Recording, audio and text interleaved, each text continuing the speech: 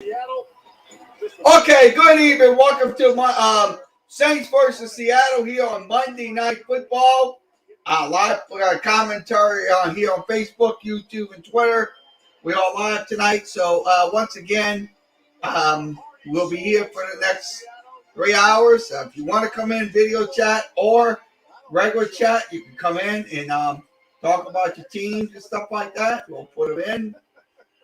So we'll put those things into the chat room. I'll go ahead and we'll roll. Getting ready to kick off here in a few minutes.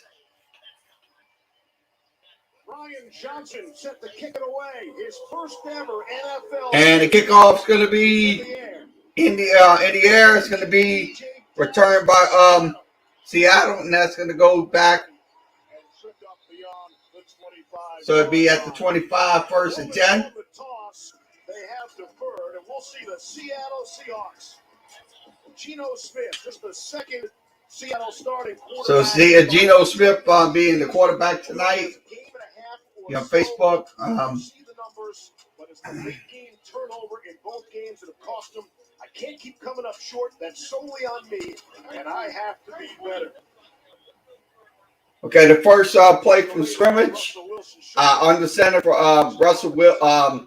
Geno Smith. He'll hand the ball off, and Collins will get only maybe 3. There's some big-time stars in this football game. And look at these wide receivers for the Seattle Seahawks. DK Metcalf and Tyler. So we'll bring up second down in about. But they are both home run hitters, and they'll have to show up tonight. Mario Davis, you just saw flash on your screen, and Marshawn Lattimore. Shotgun formation, second and about 7 3-yard pickup. One back in the backfield for Seattle. They'll run the ball again, and they will get close to the first down marker. So it's going to be third down at about 1. Lewis, you mentioned that, the ball is at the 35-yard line. They are throwing blows at each other. DK Metcalf, watch him come off the line of scrimmage here. He wants to send a message, and so does Lattimore. Hey, man, this is going to be a 60-minute fight. You do it. Yeah, that's what you got to see. The last time these two teams played was back in third and one. They'll hand the ball off to the left side, right side. Yep. He'll be short again. That's going to be Collins on the carry, short again. Big defensive play early for this rough and tumble outfit. Collins had an opportunity to cut this ball back right there to get the first down. He kind of bounces to the outside in short yardage. You don't want to do that. You want to get one cut, put your foot in the ground, and come downhill.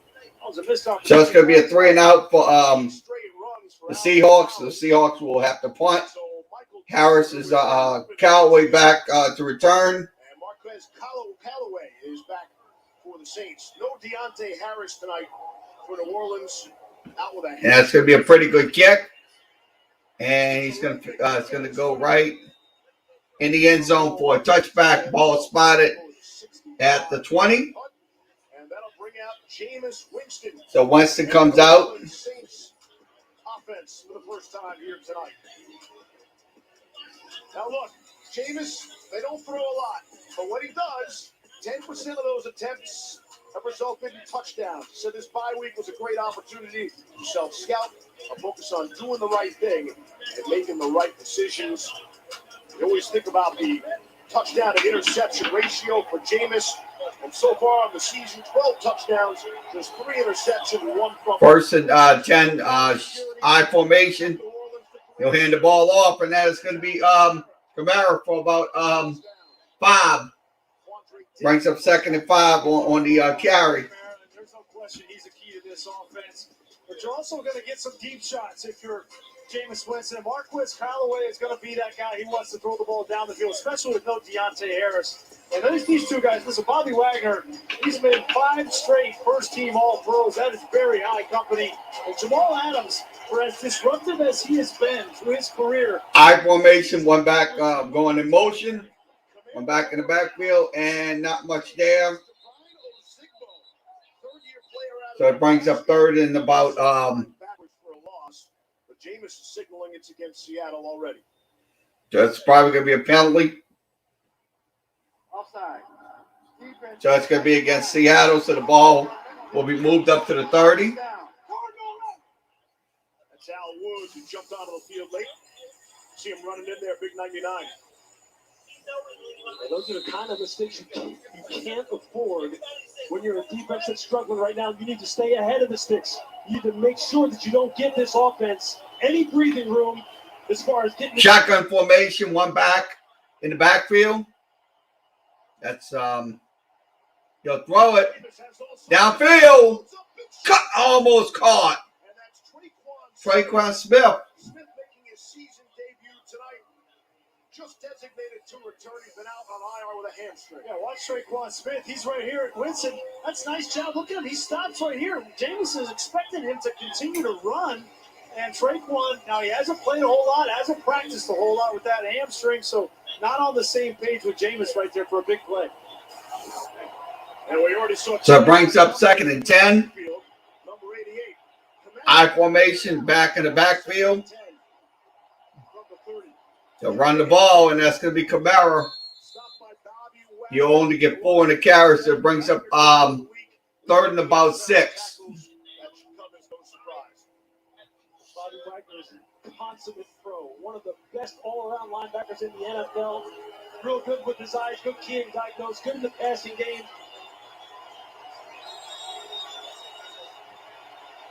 Third and 6. 36. Winston will drop back. Winston will have to throw. And it's off the fingertip of Traquan Smith. So 3 and out for the Saints. They'll have to punt as well. The biggest things that Jameis Winston focused on during the bye week was his short throw accuracy, giving the ball to his receivers a foot in front of them so that they could catch it and get yards after the catch. He missed that one. Blake Gilligan is back to punt. He had a monster game a couple of weeks ago against Washington. 3 of his 5 punts. Punt's going to be deep. And it's going to be to the 8. You'll return it. 58-yard punt. Scoreless early on. So, yep, we're all scoreless. Yep, Monday Night Football scoreless. So scoreless here in the first quarter. I'm going to be honest with you. I mean, that pass to Traquan Smith, look, that should have been caught. That should have been absolutely caught. That was short yardage right there. But unfortunately, it ended up in a punt. So he scores no score here on Facebook, YouTube, and Twitter. Thanks for joining us tonight for Saints football. Let's go ahead and give you some scores. NBA basketball, Pelicans are playing tonight as well. No score in that one. Boston on top, down 80-75. Indiana on top, down 66-57. Detroit down 38-29. And let's see, Brooklyn on top 51-34. Miami on top 47-28. And Chicago on top 49-42. So 49-42. So that's in the game. We'll give you an update on Pelicans all night. Throughout the night. We'll give you an update on some NHL games going on as we speak. Okay, NHL games on your screen. Tampa Bay and Buffalo knotted up at 1. Washington on top 4-2. Florida on top 3-1. Calgary on top 2-0. And let's see what else. Carolina on top 2-1. Columbus on top 2-0. And LA and St. Louis just started. No score in that one. So no score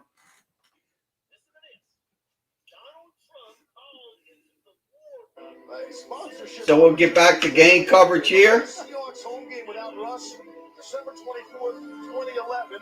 The Seahawks have won exactly 100 games, and here's your kicker. DK Metcalf in 2011, he was in middle school. Wow.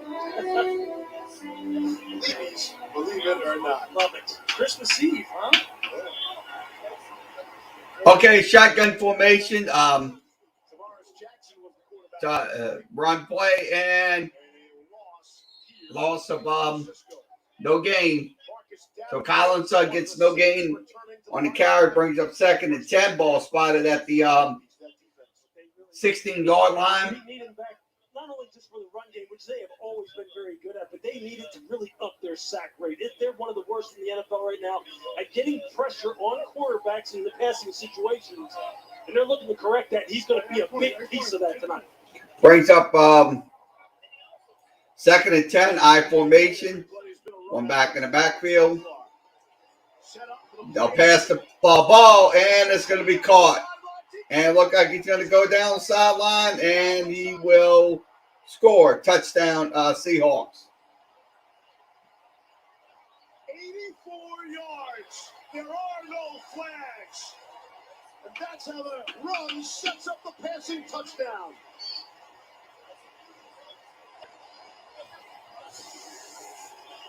Just a simple go route. You see DK was using strength to get off the line against Lattimore. Lattimore trying to pin him to the sideline, loses his footing. And then you see what happens with Marcus Williams as far as his angle he takes to try and get DK out of bounds. When you're going up against a guy who's that big and strong, your margin for error is slim and none, and he just showed you why. So the extra point coming up. Jason Myers on that swirling wind. The goalposts are shaking too. Point after up, and it is good. 7-0 Seahawks. 10:08 remaining. Let's give you the score and play drive.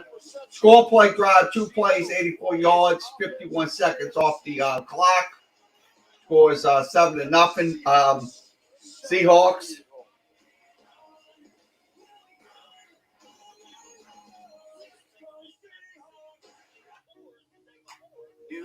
So we'll mute it. So once again, the score is 7-0 here on Facebook, YouTube, and Twitter. We are live tonight. If you want to come in video chat or regular chat, come on down. We will welcome you.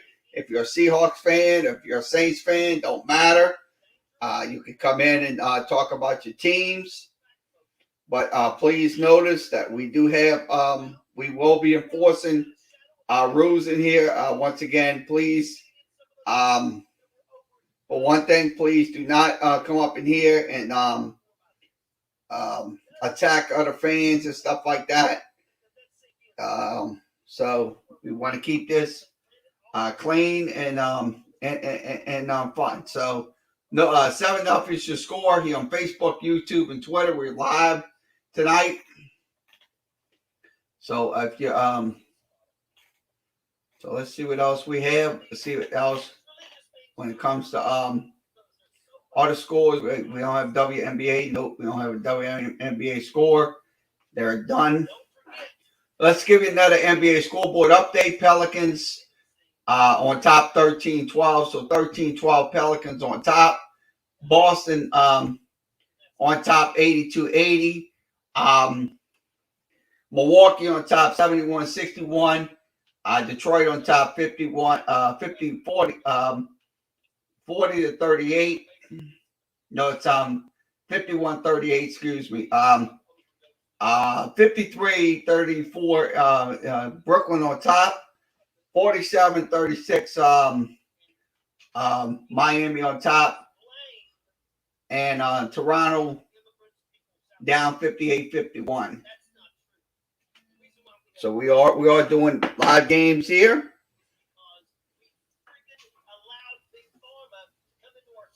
So waiting for the feed to return. There it is. Marshawn Lattimore got beaten by his man, DK Metcalf. You guys have already highlighted it. That'll be a lot of fun to watch all night tonight. And it's going to be interesting for the Saints defensive coordinator, Dennis Allen. How much does he decide to leave Marshawn Lattimore one-on-one with DK Metcalf and bring that safety down into the box to deal with the Saints run or the Seahawks run game. Yeah, it's a psyche that you start wondering about already. You see his body language over there on the sideline. It's already in his head. He knows how big and fast DK is. He knows how emotional this becomes. Extra field goal kick is in the end zone for a touchback. Ball spotted at the 25-yard line. I don't care if it's Marshawn Lattimore or Deion Sanders out there. You're going to give DK Metcalf an opportunity. Just get it up there, give him a chance, and in the conditions, that's a great football. That's a great play to DK Metcalf. And a confidence builder for Geno Smith, for sure.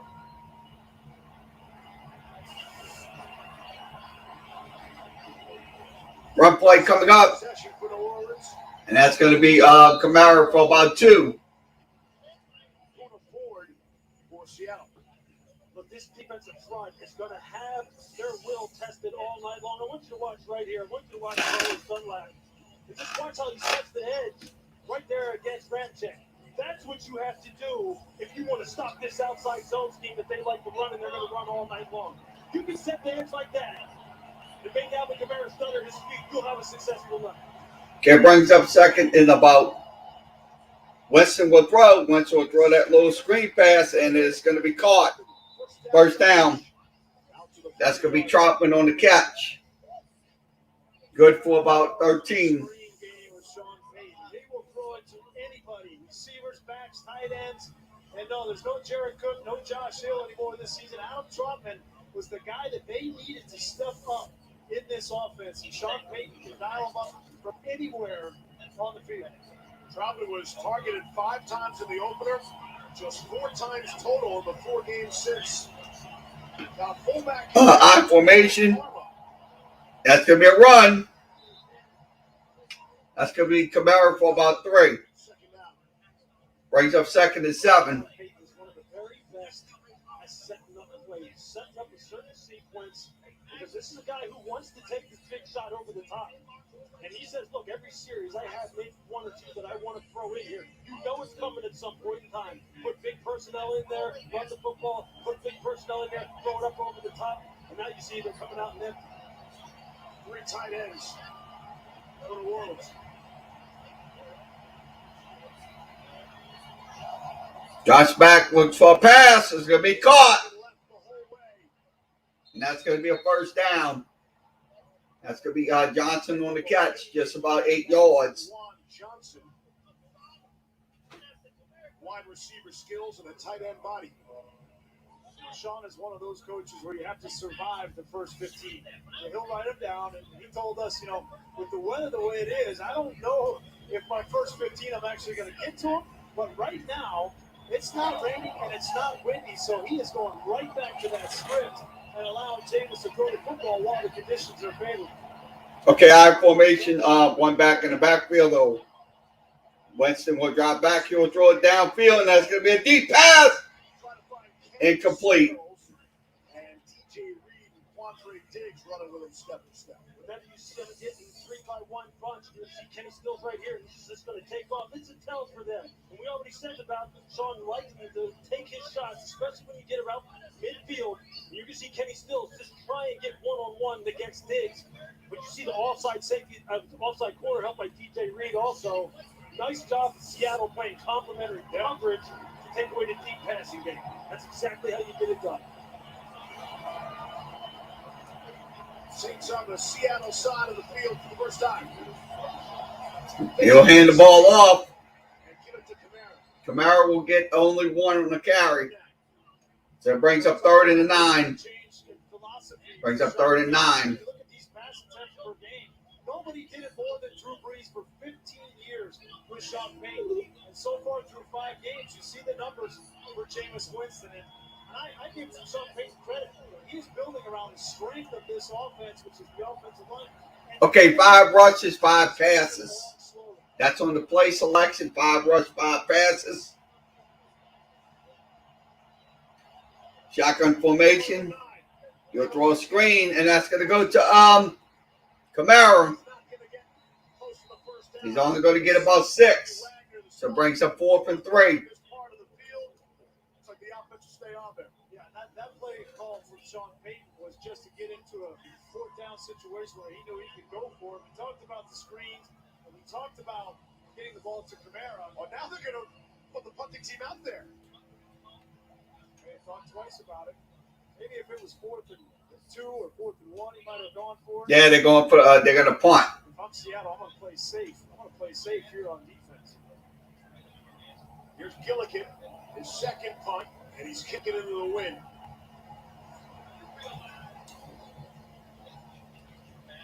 Pretty good deep kick. And it will be down at the 1 yard. So the ball's going to be down at the 1. Just elevated from the practice squad, the big special teams play.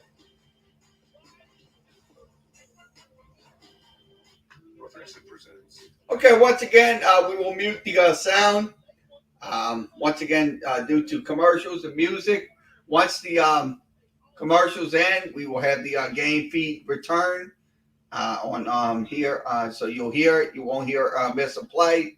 So I'll be honest with you, that 4th and 3, look, that they should have just went forward, gave Kamara a little short pass or something like that. That would have been a first down. That would have been enough. But the truth of the matter is they didn't. They kind of played it smart and just give the ball play field position battle. So your score is 7-0 Seattle. 5 minutes and 55 seconds remaining here in the first quarter. Here on Facebook, YouTube, and Twitter, we all live tonight. Let's go ahead and give you another NBA update. So we're going to go ahead and give you another NBA scoreboard update. Pelicans update. It is 23-19 Pelicans on top in the first quarter. So 4.5 seconds remaining. Boston on top 92-86.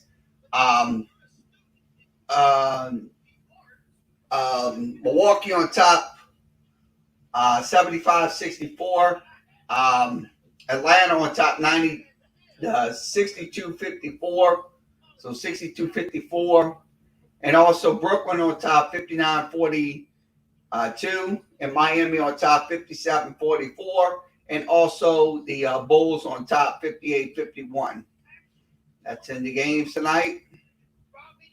So we are here live.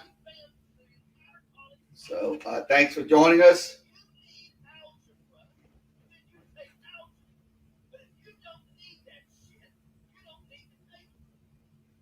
So we'll get back to the game. Sometimes you don't need a 75-yard punt to be effective. Blake Gillikin, a 41-yard punt, just perfect. As Seattle pinned back at the 1, getting 3 punts inside the 5 in their last game. Tack on that one as well. What a weapon. Game ball. Yeah. Against Washington. How often does the punter get the game ball? And he's replacing Thomas Morstead. Okay, I formation. Back in the backfield behind Geno Smith. Run play coming up, and that is going to be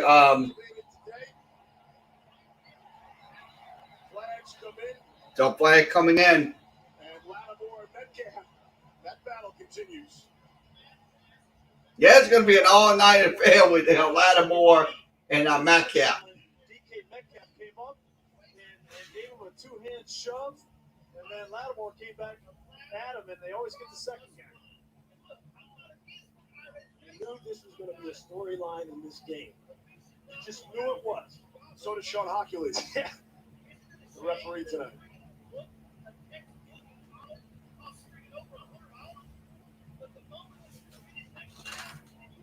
You just wonder, did they see the whole thing transpire, or did they just catch what's on land? What happens there? I think Metcalf is starting it. I think he's starting it. With Marshawn Lattimore. I think he's starting it. He gave him a shot. That's like blocking. Personal foul. Unnecessary roughness. Defense number 23. No, that should be Metcalf. Metcalf started it. That should never be a necessary roughness. No. All the officials have a key that they're looking at in the zone. That's Metcalf doing that. There's a retaliation. No, that's Metcalf. Metcalf doing it. Metcalf should have been flagged for it. Some of these things happened earlier in the season, and against the Titans game, he kind of got out of his game, and he had a long conversation with Pete Carroll. And we'll fill you in on that as we go. So the great punt is really I formation. One back, and they're at the 17-yard line. I formation. Geno Smith now a shotgun call. Pass play coming up, and it's caught. So Lockett on the catch makes it 2nd and 5. Good for about 5. Twitter beef with the Hall of Famer Shannon Sharp over not getting out of bounds a week ago in Pittsburgh, wound up fumbling the ball. And sort of backed off of that. And then you mentioned week 2 against Tennessee. Titan sort of got inside his head, impacted his play. Said his head has read a word on the I formation. They will hand the ball off to the left side. That's going to be Freddie Swain on that run. So it brings up 1st and 10 at the 30. He's too good. He's too good. Yeah, well, look at what he's already done in this game. And certainly, I think when he is on, he is very tough to stop.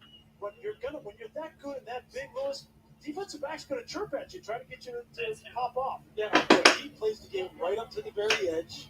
He knows this, and he's someone who's trying to get in the back away a little bit from that edge, but not lose who he is.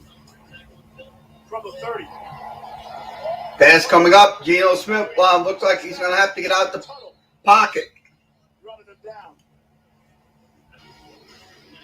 I think DK is getting in the head of Marshawn Lattimore so far in this game. And on that last play, he got him again. But this has been physical. Look, the mental warfare that goes on between wide receivers and DBs has been going on since the beginning of time in American football. Two of the proudest position groups that there is, position groups that are highly emotional. And right now, it seems like 14 is shotgun formation, one back. And the physical foul.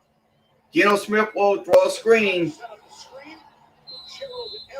Gerald Everett will it's going to be a loss. Bradley Roby has not played a lot for the Saints since he was acquired from the Texans back on September the 8th.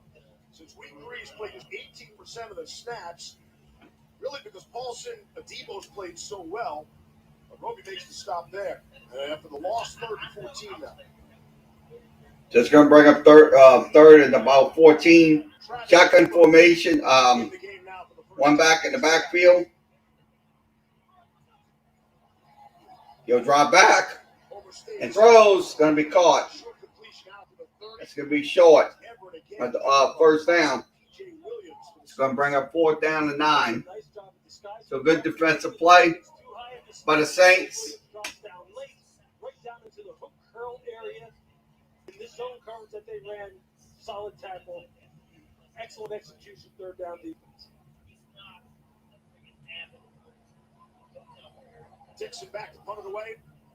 Marquez Callaway back deep for the Saints in his 15. First punt was a dandy. This one's another moving punt. Dixon was a weapon in college. That's going to be Marquez Callaway trying to return it. And Callaway ran into his old man, Ty Montgomery. So he's still back at the 20, so it's only a 2-yard return.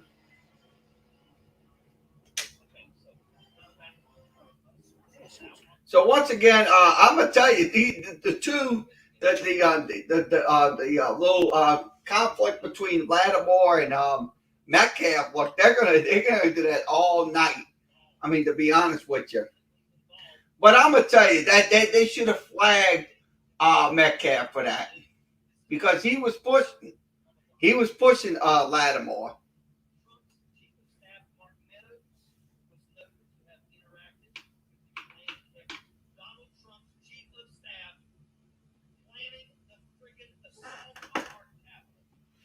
So the score is once again 7-0. Let's give you an update on the Pels game. Let's see what's happening there.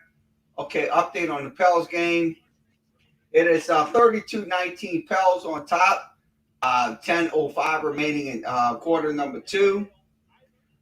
Nikel Walker knocks down a 1-foot shot, so it's 32-19. Timberwolves call a timeout in that game, so the score is 32-19. So once again, we are live. We'll continue to give you updates on the Pels throughout the night. Once again, we'll have double post game show tonight. We have Pelicans and we'll have Saints.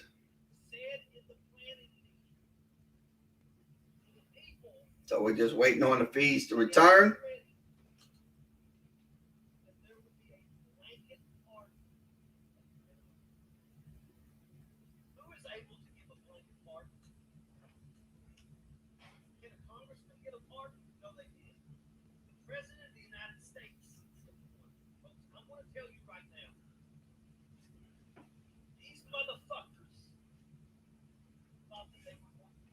Get back to the game.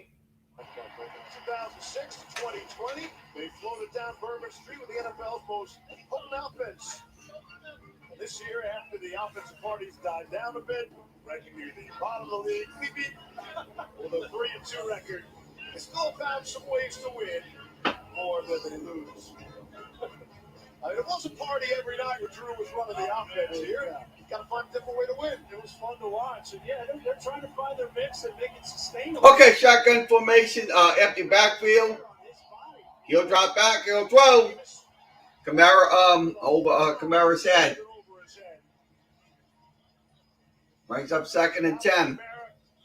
Known as the great receiving running back this year, running the football a lot more than receiving it in comparison. This is not a traditional back. I mean, he can. When we talked with him this week, he was really, you want to make sure everybody knows, I can run the ball from the backfield. I can run outside zone, inside zone power, whatever you need. But what they've taken out of this game a little bit is the threat receiving where he was so dynamic. Shotgun formation back in the backfield. That's Kamara. He'll try to run it, try to push it. He only got 2 in the carry. So it brings up 3rd and about 7, ball spot at 23. This guy's one of the most well-conditioned athletes in the NFL. His off-season workouts are legendary, and he's going to need to get going tonight. Jameis is going to need to get going tonight as well as far as his accuracy. His off-target percentage has already been one of the worst in the NFL. Okay, Kamara goes out as a wide receiver.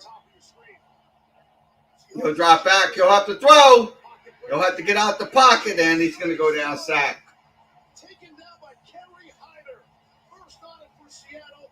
Sack of the night.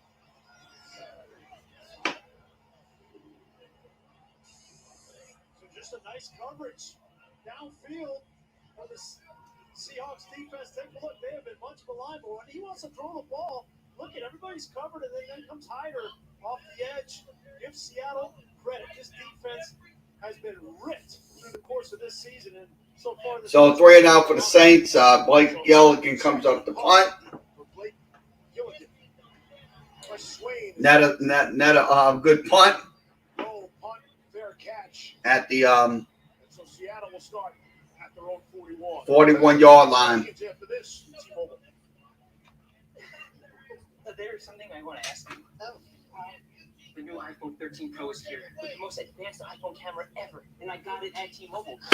I thought you were going to talk about forever. This is a value that lasts forever, because when you get the new iPhone at T-Mobile, trade-in value is locked in. So we can always have a new iPhone? Yes. So, what do you say? Switch to T-Mobile with me? We're going to T-Mobile!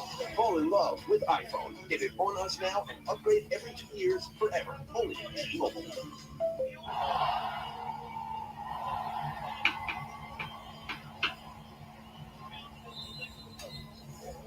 Minute 22 left in a fast. Okay, minute 22. This is already Seattle's 4th possession of the quarter.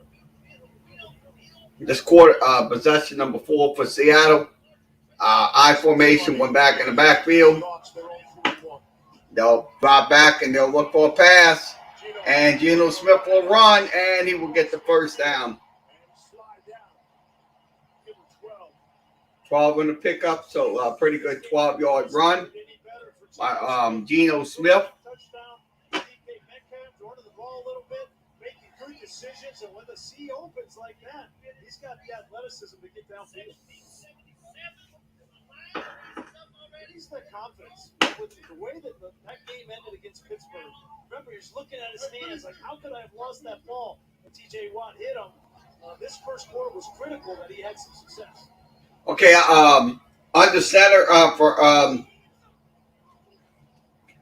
Geno Smith will hand the ball away, and that's going to be Perry for about 3.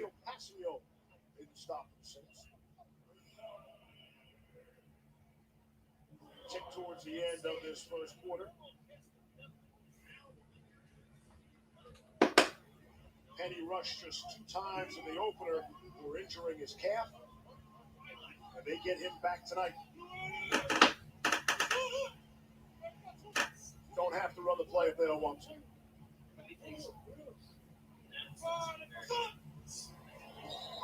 Looks like it's going to with zeros on the clock. I don't think that Geno knew that there was 1 second left. Before the snap, the game clock hit 0. He's got to get away Down. with it. This is the end of the first quarter. So end of the first quarter, you score 7-0. Seahawks on top.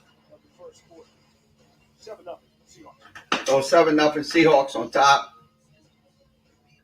We're back on the Corona Hotline. So we'll mute it for a few minutes. Once again, we are live tonight. Once again, if you want a video chat or regular chat, come on down into the chat room. We will let you come in. Okay, let's give you an update on the Pelicans in Minnesota. I'm going to give you another update. Okay, let's give you another in-game update. It is Pelicans on top, 37-26. 7:21 remaining in the second quarter. So Kara Lewis has a shooting foul. Timeout by the Pels. So the score is 37-26 here on Facebook. So we'll get back to the Saints broadcast. So the score is 37-26. We'll continue to give you those updates throughout the even hours during the game.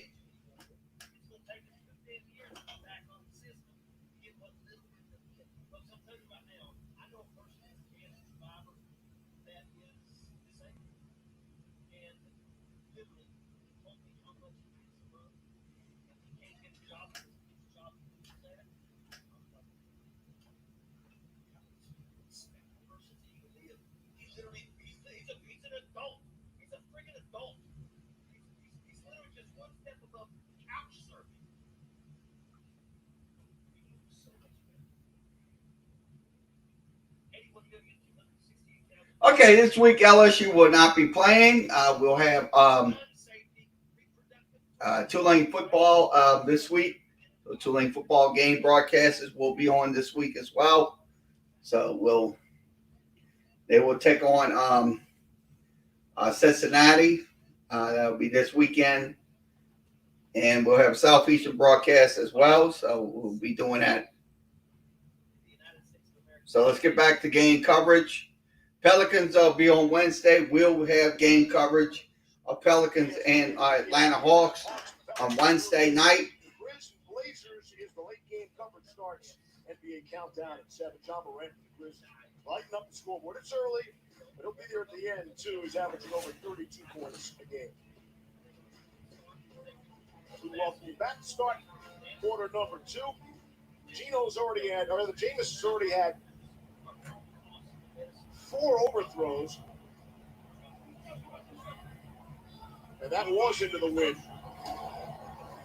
That's going to be a pass by Geno Smith. He'll throw it. That's excellent coverage. That's going to be incomplete. The intended target. Brings up third and about 7. And Marshawn Lattimore able to have the coverage. Yeah, I don't think that the conditions have affected either quarterback so far. I know James is missing throws, but the rain isn't coming down nearly as hard as we anticipated, and the wind is kind of come and go. It's really windy in the open part of the stadium, not so much in the direction where the Seattle Seahawks are headed now in the closed section.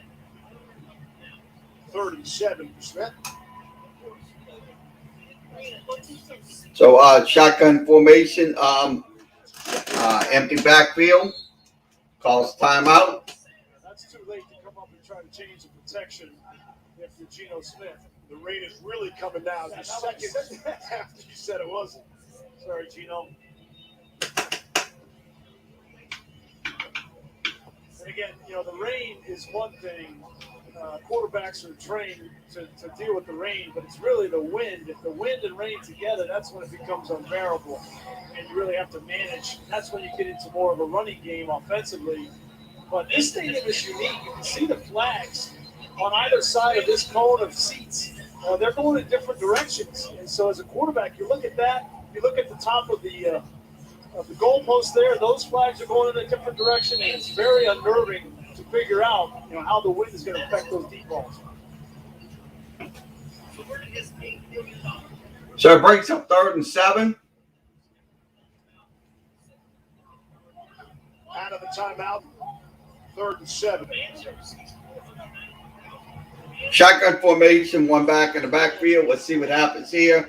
Geno Smith will drop back. He'll have to throw. He'll have to get out of the pressure. And it's going to be incomplete. Being chased by Marcus Davenport. So it brings up 4th and 7. That great field position for Seattle to start amounts to nothing for now. Dennis Allen dialing up one of his fire zone type of pressures where they brought C.J. Gardner-Johnson off the slot, played a 2-deep scheme behind it to protect against the balls being thrown over their head. Trying to get Geno a little bit unsettled here now after that hot start that he had with the big bomb to DK Metcalf. Dixon to Callaway. Dixon already has punts of 65 and 51 yards. Pooch punt, Callaway. Fair catches it at the 12. Defense been a little fishy as of late. From 2010 to 2016, they were the catch of the day, allowing the NFL's fewest yards. But in 2017, they began their struggles, dropping to the lower half of the league. And this season, they've been each been overwhelmed, allowing the most yards in the NFL. Let's get animated, people. Oh, sure, pizza. They're gonna love that. Yeah. 433 yards a game. Okay, I formation, one back in the backfield. Let's see what happens. He'll hand the ball off to Kamara, and he will get some yards. Yeah. What is that? Release the Kraken grease. They have released the Kraken here in Seattle. The hockey team. They're off to a rough start in the standings, but they're selling a lot of merchandise, that's for sure. There's an injured player down, and that's Andrews Pete, left guard for the Saints. They'll step out. 7-0 in Seattle. Here's Okay, 7-0 in Seattle on top. Second and about 6, 4-yard carry for Alvin Kamara. So let's give you an update on some NBA games. We'll go ahead and give you those NBA updates. Okay, it is Pelicans on the top 37-31. Boston down 107-100. Milwaukee on top 101-86. And Atlanta on top 73-62. And let's see what else we have. Brooklyn on top of Washington 63-52. Miami on top 57-54. And Chicago on top 75-60 in the game. So NBA games going on tonight here on Facebook, YouTube, and Twitter.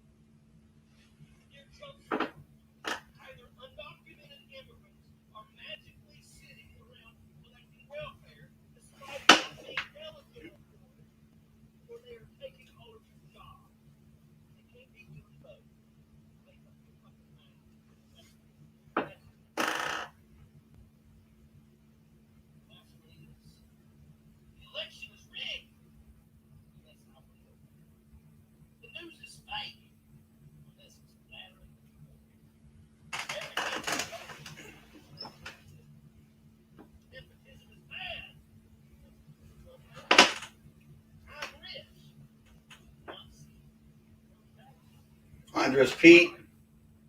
Only 4 guards in the entire NFL have gone to 3 consecutive Pro Bowls, and he's one of them. Yeah, looks like he just gets his left ankle rolled up.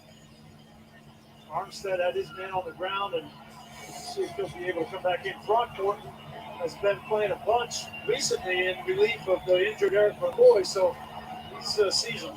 James Hurst is in there as well. Extra offensive line. Set it up. It's going to be a screen. It's going to be a first down. That's going to be Kamara. All the way to the 40. DJ Reed run him down, but first a 23-yard gain. Beautifully executed screen. Just watch Alvin Kamara to sneak in out here. You see the timing's going to be perfect. You see him just set inside right there on the guard. Nice easy throw. Now he's off to the races following Throckmorton's block. The one thing you'll notice about Alvin Kamara's lower body, it's always under control. He's got rocked up thighs, calves. He does a lot of work on the lower body every offseason. ESPN. Yeah. 7-0. Winston, a little shake, and he turned around, and Jamal Adams was waiting. So it looks like Jamal Adams was waiting for him. It was a Yeah, they're going to bring him pressure off the edges. They've got to get him into Jameis Winston's face. For the Seattle, the game plan has to be to fluster Jameis. And when turnovers happen for Jameis, it's normally when there's pressure in his face. And Jamal Adams is nobody better on this Seahawks. So it's still 7-0. Jameis Winston calling for the ball in the I formation. He'll run the ball. That's going to be Alvin Kamara on the carry. That's only going to be about 3, so it brings up third and about 7. So, Lewis, just to go back, like the defenses, when you're playing against Alvin Kamara, if I'm a defense, I would rather see him between the tackles run the ball than those screens and those perimeter games where he is so explosive he can take it to the house. Yeah, definitely don't want him in space. Ironically, his average per carry between the tackles is better than it is outside the tackles, just because they're just so good on the offensive line. But you're right, he's a nightmare in the pass of space, no question about it. Kamara out. There's no Taysom Hill tonight for the Saints. Baines out with a concussion. Ty Montgomery in the backfield. And the pass is going to be caught. And Winston is throwing to Marquez Callaway. So it's going to be Callaway on the catch. DJ Reed came up. Flags are out. Let's see what the flag's about. Well, I thought DJ Reed played that really well. He was a 2-deep roll corner on the outside, and he was expecting that inside slant, was ready for it. Pass interference. So defensive pass interference. He did not hook him with the left hand. DJ Reed's a smart player. He knows what route's coming. Stays on it. Boy, that's a tough call. That's a really good reaction. That was a good call. I like that call. You see how he has to have real good hips to get back inside on that slant. He right now is playing better than anybody in this secondary. Number 2 has to have a big. Okay, I formation, one back in the backfield. He'll drop back.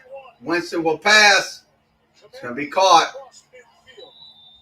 And that's going to be towards the 40 at the 47. That's going to be This is how Alvin Kamara has made his name in the NFL. Getting that ball Kamara on the catch. He's talking about, and you can just see how good he is with his feet. Even when he's boxed in a phone booth, he finds a way to get that extra yardage. That's a nice decision there from Jameis. First down, play action. Sean Payton's giving you a chance to throw it down the field, but if it's not there, don't force it. Check it down to Kamara. Okay, I formation, one back in the backfield. That's going to be Kamara running the ball. He will get close to the line. It brings up third and about 1. Kamara came in as the Saints' leading receiver with just 15 catches. That's the fewest catches by any leading receiver in the NFL. But he did pass for Damian Tomlinson tonight. Second most receptions by a running back in his first 5 seasons. Trailing Willie Rocker touchdown. 3rd and 1.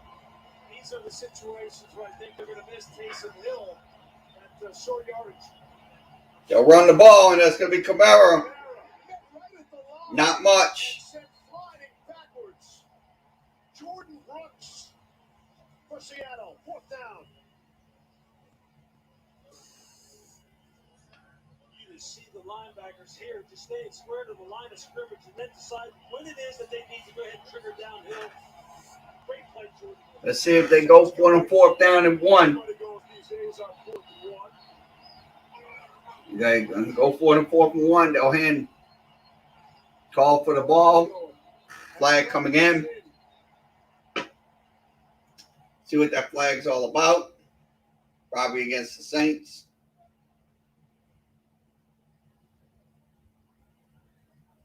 Before any potential fouling action, timeout. New Orleans. Their first of the half. So it was a timeout. It wasn't a flag.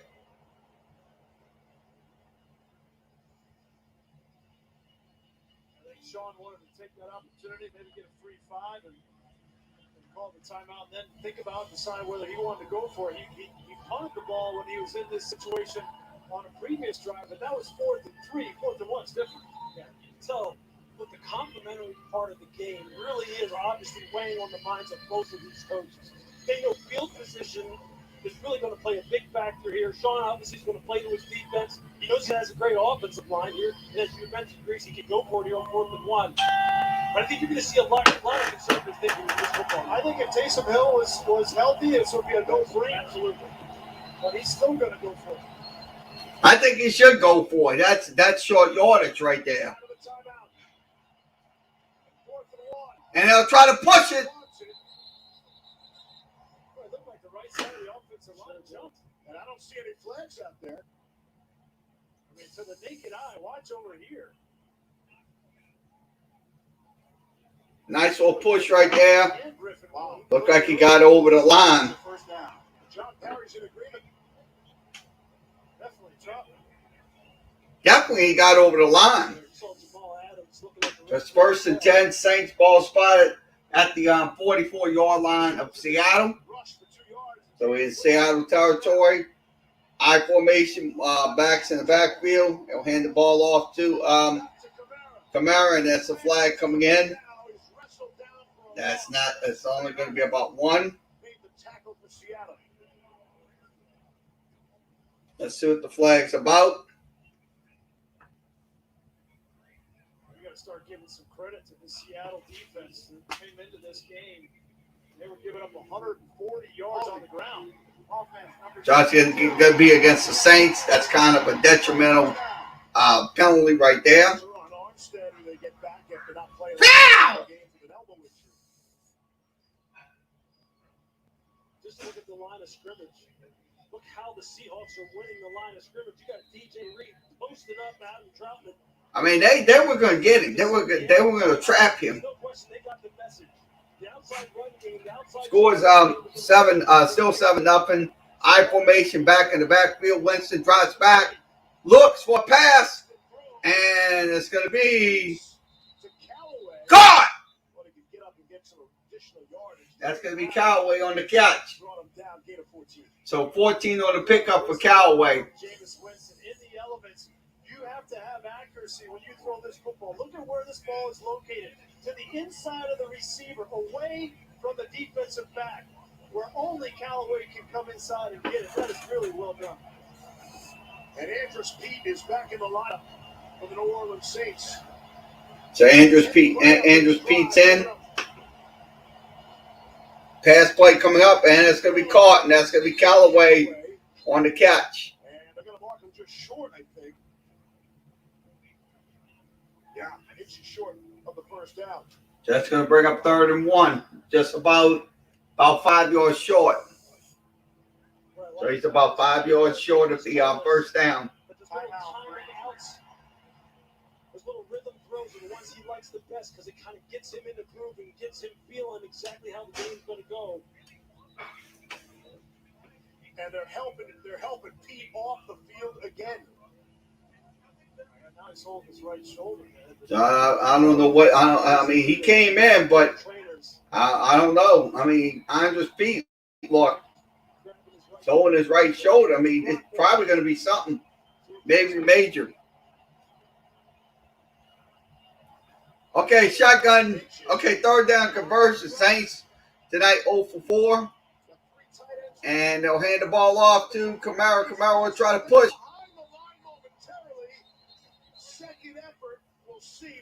Let's see if we got it. Nobody laid a finger on Bobby Wagner. They're going to mention this. That's probably going to be short. Bobby Wagner is so smart. You've got to account for him, especially in short yards. They put the defensive tackle over the guard, and he reads the cutback. I think the second effort there got Kamara over that yellow line, don't you? Just look at Alvin's balance. Yeah, He doesn't How go is he down. I'm telling you, Really had his head taken off. to not go down and crumple right there Oh, man. is remarkable. He got another yard after that. That might have been all he needed. Not enough. Nope. It's not enough. So it's just short. What was that, one chain link? When you go back to Marquez Callaway, catching that ball and not getting upfield and getting the first down on second down, putting them in this situation, that's, as a receiver, you have to know where the sticks are. You're always running your route past the sticks. And if you don't get there, get upfield. Would be a 52-yard field goal from here. We're not going to attempt that. There with a kicker who's never kicked before in the NFL. Round time in Seattle. Yep. Crowd's going to walk down and one. They'll try to get it, and they do. And he's got it. First down, Saints. We tick towards 8 minutes left in this second quarter, and Pete's wearing out the gum. It's another one of those situations now. You get a first down. Sean, again, he says, every drive, every series, I always have a couple shot plays I want to call. You have a first down situation here. You're plus territory. Kenny Stills in the game, number 12. I formation, back in the backfield. They'll drop back. He will throw it, and that's going to be caught. That's going to be Kamara on the catch. I mean, it is amazing. 13th play of the drive, over 7 minutes, and what? They're still outside the red zone. That's hard to do. Yeah, you know what? That's a nice job, though. I'll tell you what. Okay, 13 plays, 64 yards. So The fact that there was 2 safeties high, he was looking at Stills running down the middle of the field. But he dumped it off to Kamara. Smart decision on his part. And there you see Andrew's Pete walking into the locker room. 2nd and 1. Just waiting for the shot play. Substitutions got Seattle defense right there. They had That's Al Woods Woods. trying to get off the field. He wasn't going to make it, and they called the timeout to preserve the penalty. Last time it was him running on the field.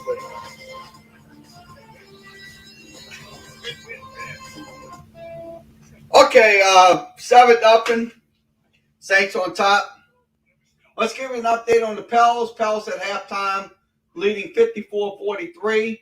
Also, the Charlotte on top, 119-114. Indiana down 109-102. Atlanta on top, 88-77. And we will go to Brooklyn and Washington. It is 79-63. Miami on top, 72-64. And also Chicago on top, 92-80. So 92-80 in that one. Cleveland on top, 6-5. And the other game will be later on this evening. Portland and the LA Clippers. So it'll be later on this evening. Brewed beverages using real natural ingredients. Visit our dog and family-friendly beer garden, or find us in local bars, restaurants, and grocery stores. Follow us on Instagram at Second Line Brew, or check out our website at secondlinebrewing.com. Ricketts is fully stocked. So we're waiting on the feed to return. Once the feed returns from ESPN, we will have the broadcast. You will not miss a play. Scores 7-0. Saints have a 2nd and 1 ball spot at the 24 of Seattle.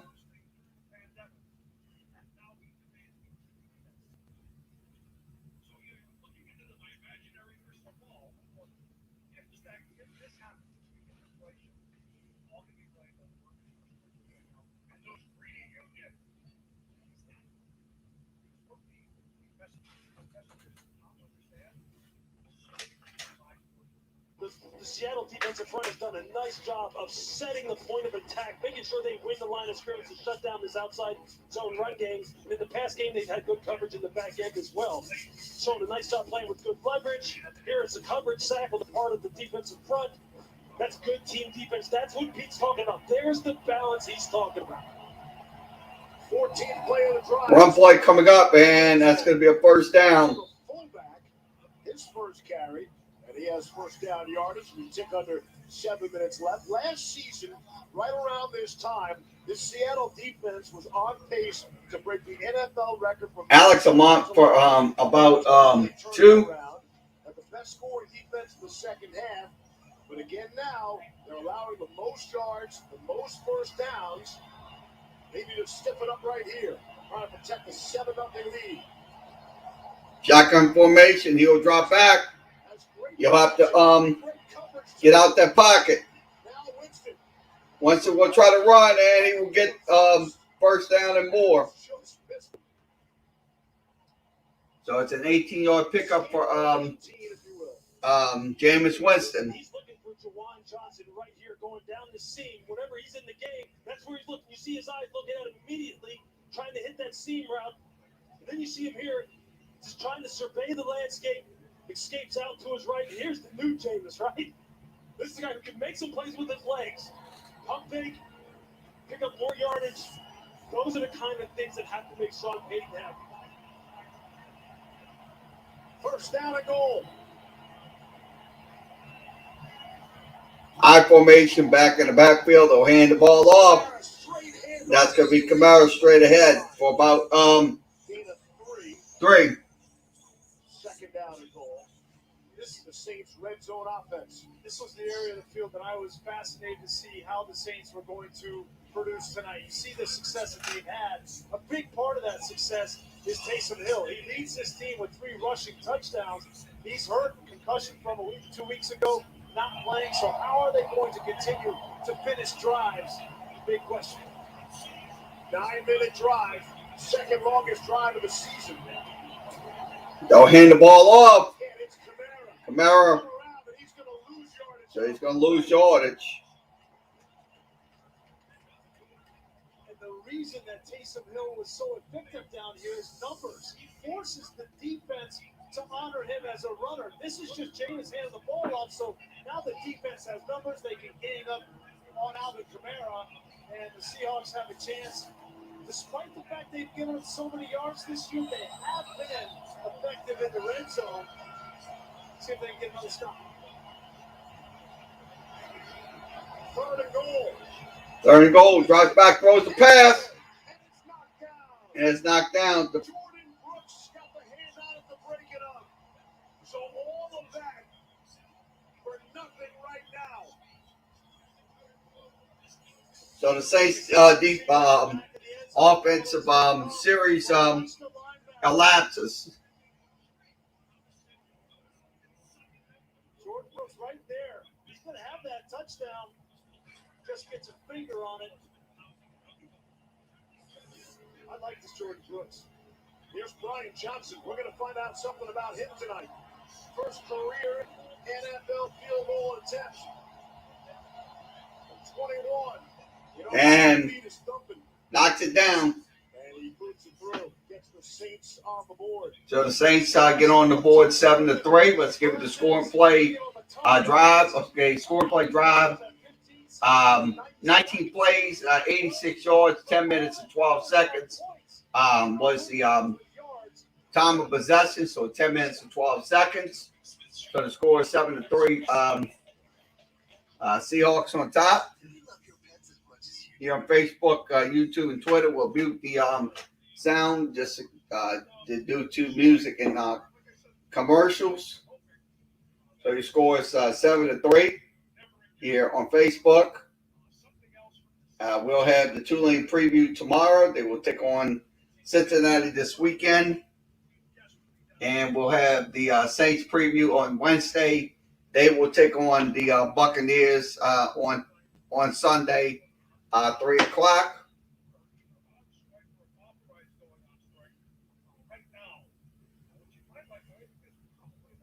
So we'll have those No LSU football this week. We'll have high school football this week as well. Wednesday, we'll have Pelicans basketball. They will take on the Atlanta Hawks. So that will be on Wednesday night. We'll have that game for you here on Facebook, YouTube, and Twitter.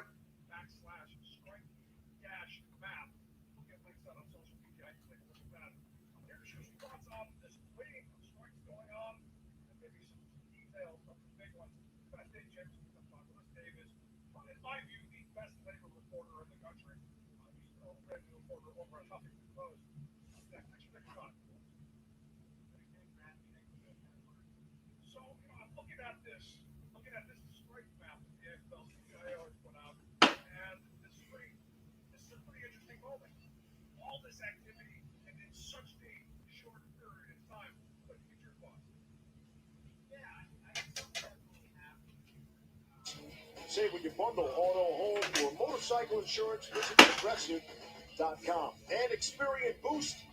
Raise your credit scores instantly at Experian.com/boost. You remember the 2010 NFC Wildcard playoff game between these two teams? Marshawn Lynch went full beast mode on a 67-yard touchdown run. And I mean a rumble. Pacific Northwest Seismic Network picked it up as a highly localized magnitude 1 or 2 earthquake. See the Hasselbeck block in there to spring him? You can tell Pete when he was talking about that, his eyes lit up. He could still feel, he alluded to the fact that he could still feel the emotion of that one play. It's just how much it has it's etched into his memory forever. Well, think about it. I mean, it was first. Saints suck has no offensive line. They're playing the defending champs, and for it to go down like that, man, what a special. We got him. Johnson kicks it away after his first NFL field goal. TJ Dallas from the goal line. Up to the 23. Down to Lisa. Hey, Steve. Well, it's been reported that Russell Wilson is getting that pin that's in his surgically repaired finger, that the pin is going to be removed this week. I caught up with Russell after he went for his pregame routine and asked him about the pin coming out. And he said, well, at some point it's coming out. He said, but I just don't know when. He gave no indication that was going to happen anytime soon. He said, but you know me, as fast as I can get back, I'm going to. I just don't know when I'm going to be able to get back yet. Don't know when that pin is coming out. Okay, once again, I formation run back, run in the back. They're going to, and a good defensive play by the Saints. So it brings up 2nd and 13. Here's Russell Petty, Russell Wilson. His pregame warm-up. We saw some of this last week, but this is Russell about it in the pregame, trying to do the work he can do. It's hard, you know. If you can't throw the ball, you got to go through everything else. You can work your mind, work your legs, work your reads, all that. But it's going to be an adjustment with him getting back. The biggest thing is when can you grip the ball and start to do that. Pass play coming up, and that's going to be caught at the 30. On the reception, the 10 flag comes in at the end. Well, for Geno Smith, that's the first pass he's thrown in about half an hour. That's so real time, right? Yeah. 27 minutes, I'm being told, from our Ben Bowman. Sparkle Stars. Unnecessary roughness. Defense number 22. So it's going to be against the Saints. Automatic. First down. That's C.J. Gardner-Johnson. He's no stranger to that kind of action. He likes getting involved. Second personal foul on these Saints defensive backs. Little helmet hit right there. You see CJ kind of drop to his knees. He's one of the most physical defensive backs on this football team. One of the most physical players, period. And that's his style of play. C.D. Deuce, as he likes to call himself. On first down and 10. Geno. And the pass going to be incomplete. Tyler Lockett brings up 2nd and 10. No one has really suffered from Russell Wilson being out of the lineup as much as Tyler Lockett. Has tremendous deep ball chemistry, and that one just went through his hands. And that's a tough catch. Man, Tyler usually makes that play. He's one of the best explosive play receivers in the NFL. biggest difference, though, is just a trajectory of that deep ball, right? Russell throws that boom ball way up there, and Gino likes to drive it, and that's an adjustment for Tyler Lockett. Second down and 10. Second and 10, pass play coming up, and that's going to be caught. Able to complete. Gerald Everett So Everett's on the catch. for the first down. And it's a Brings up first and 10. injured player for the Saints.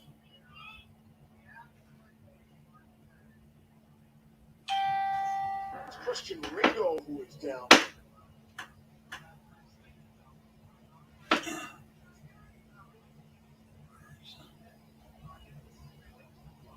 Saints will get David Onyemata back next week. That same position that Ringo plays, and he's running off the field. That's good to see. Onyemata is out with a 6-game suspension. PED Ruling on the field is a first down. After the play was over, unsportsmanlike conduct taunting offense number 81. So it's going to be taunting against Seattle. This is number 81's first foul for potential disqualification. What are you saying? Can't win like that. Was on the sideline. He throws the ball at one of the Saints right there and throws it at him. That's not one of those tauntings that people will complain about. That seems an easy call, an obvious one. That's B.J. Williams, the safety on the sideline. I always said something to him, and you got to keep him cool. You can't flip the ball to your opponent. No. 3 minutes to play in the half.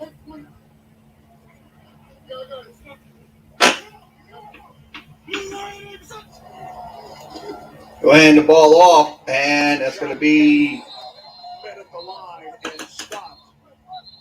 Josiah Bronson. Penny on the run. From the practice squad. He's in on the tackle for New Orleans.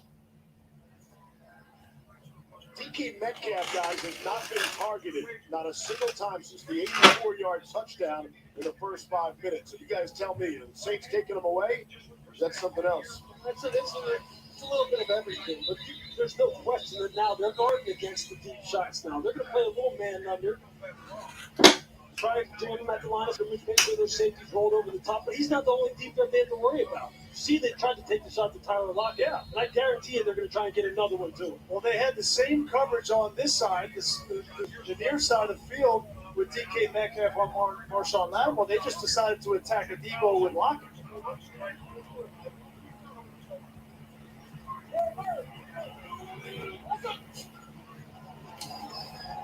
you look for a pass, and it's going to be incomplete.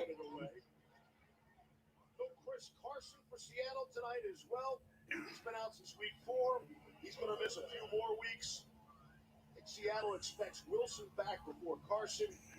Again, they got the Jaguars coming up, then the bye, and everybody's got that circled November 14th game in Green Bay. These running backs are going to have to step up. This offensive line, Steve's going to have to step up because you can see what's happening right now already. Dennis Allen has said no more the deep shots, no more single high where you can just single us up one-on-one. We'll handle the run with just 7 up front. It's going to be a 7-man front. That's what they're saying now. And they got the timeout. That's what they're saying now. I'm attacking what I'm doing again. So, yeah, DK has been taken away. I think it's been a combination. Right off the bat, they played man-to-man on the outside, and you see what DK Metcalf can do. And Marshawn Lattimore was just out physical on that play. So what do you do if you're Dennis Allen? You say, well, I'll play man underneath with Marshawn and have a safety over the top. And that's how you take good receivers away in the National Football League. And to your point, Lewis, now Seattle has to run the football. They've got to be able to do that if that's the way that Dennis Allen and the Saints defense are going to play it. Yeah, what's interesting is Mario Davis said, hey, look, we can still handle it. We can still handle it even if we do play too high. And we'll force teams. We'll force teams to do what we want them to do because that's the standard they're after on defense. 3rd and 9 from their own 40. Gino Downfield. Gino Smith throws a pass. And let's see if that was intercepted. It was. C.J. Gardner-Johnson.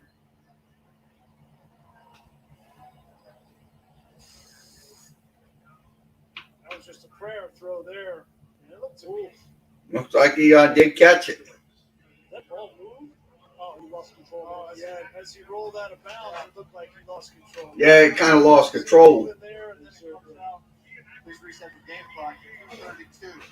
So nice job of coverage on the part of C.J.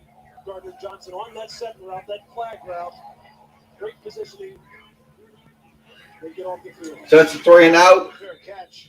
And that's a fair catch being made. ABC 7:30 Eastern. 20th ranked Penn State, number 5 Ohio State. Chris, Kirk, and Holly will have the game for you. The Lions lost to Illinois 20-18 in the NCAA record 9 overtimes. What a game that was. Speaking of Ohio State, Reese, you'll love this. The New Orleans Saints lead the NFL in most players on the roster from the Ohio State. Why does it be B? I don't know. See Tom Brady talking about it this week. He said, "Hey, where are all the Ohio State quarterbacks in the NFL? Yeah. All the Michigan quarterbacks are out there. Where are the Ohio State guys?" You're going to see another Michigan quarterback maybe in Chad Henne. Pat Mahomes. Pass play coming up, and that's going to be caught. That's Kamara on the catch. James Winston, Alvin Kamara for 5. It's his 5th catch, 14 yards on the play. So Seattle has dominated this first half, but if New Orleans is able to go down here and get some points or a touchdown before half, what a change it would be. Only one timeout remaining. Winston has time. Once you throw the pass, it's going to be incomplete. That'll take us to the 2-minute warning. So a 2-minute warning. The Saints will get the ball to start the second half. See if they get any points out of this first half now. Okay, once again, 7-3 is your score. Ball spotted inside the 29. We'll give you an update on the Pelicans. Update through GameCast. We'll see what's happening in the Pelicans game. Okay, waiting for the screen. Okay, it is 64-43 Pelicans on top here in the third quarter. Brandon Ingram knocks in a 3. So that was at the 8:49 mark. So it's 64-43 Pelicans on top. But full timeout by the Timberwolves. Now it's okay. Other scores. It is Boston on top, 132-129. Milwaukee on top, 119-109. Atlanta on top, 110-91. And Brooklyn on top, 93-76. And we'll go over to the other game. Okay, Miami on top, 95-77. And you got Chicago on top, 97-93. And you also got Cleveland on top, 26-22. 26-22 is your score. So we'll get back to the game. Saints and Seahawks 7-3 is your score. You're on Facebook, YouTube, and Twitter. Thanks for coming in tonight. Appreciate it. Once again, if you want to come in, feel free to come into the chat room, and we'll get let you talk about your team, stuff like that. While we watch the game, you will not miss a play. So once again, I cannot show the video due to copyrights. So we have to be more resourceful to the rules and regulations of Facebook, YouTube, and Twitter. So we'll get back to game coverage. To the USAA Insurance, Susie, Shefty, and Booger. Adam will have an update on the big game. How about the Thursday night game? Green Bay and Arizona. Shefty's got a big update on that one. And then it's Chris Berman's fastest 3 minutes.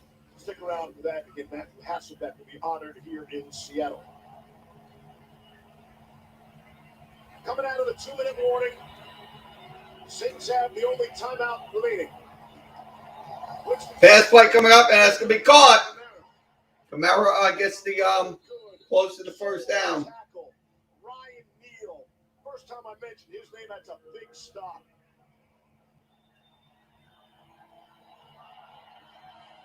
Third and 4. Drops back, looks for a pass, and Winston will run, and he will get the first down. first down, gain of 6. It's a really smart decision from Jameis Winston, understanding how much time he has. One timeout in his back pocket, plenty of time to orchestrate this 2-minute offense. And that was the first third down conversion of the night by either team. They had been Pass play coming up, and that's going to be caught. And that's going to be Camara, and he will get the first down. And that's good for 31 yards. And the Saints are in business. The 31-yard pickup for Alvin Kamara.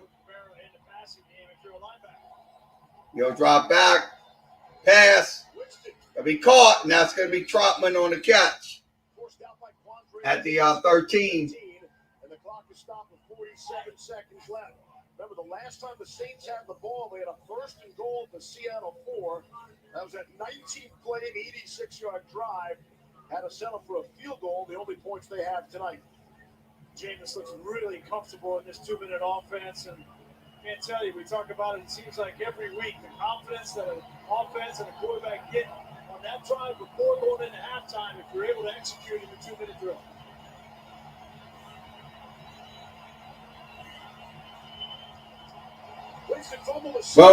Fumble snap, he'll throw it. Catch is going to be made by Kamara. And he will get there, and it will be a touchdown! Saints! Touchdown! From 13 yards out. What a great play that he made in the early part of this drive. But he's been exposed now. Here he is. Watch what happens. This is the same play that Alvin Kamara beat them with for the long run. He just comes up, he sees zone, he turns around, he's friendly to the quarterback, and he gets in the end zone.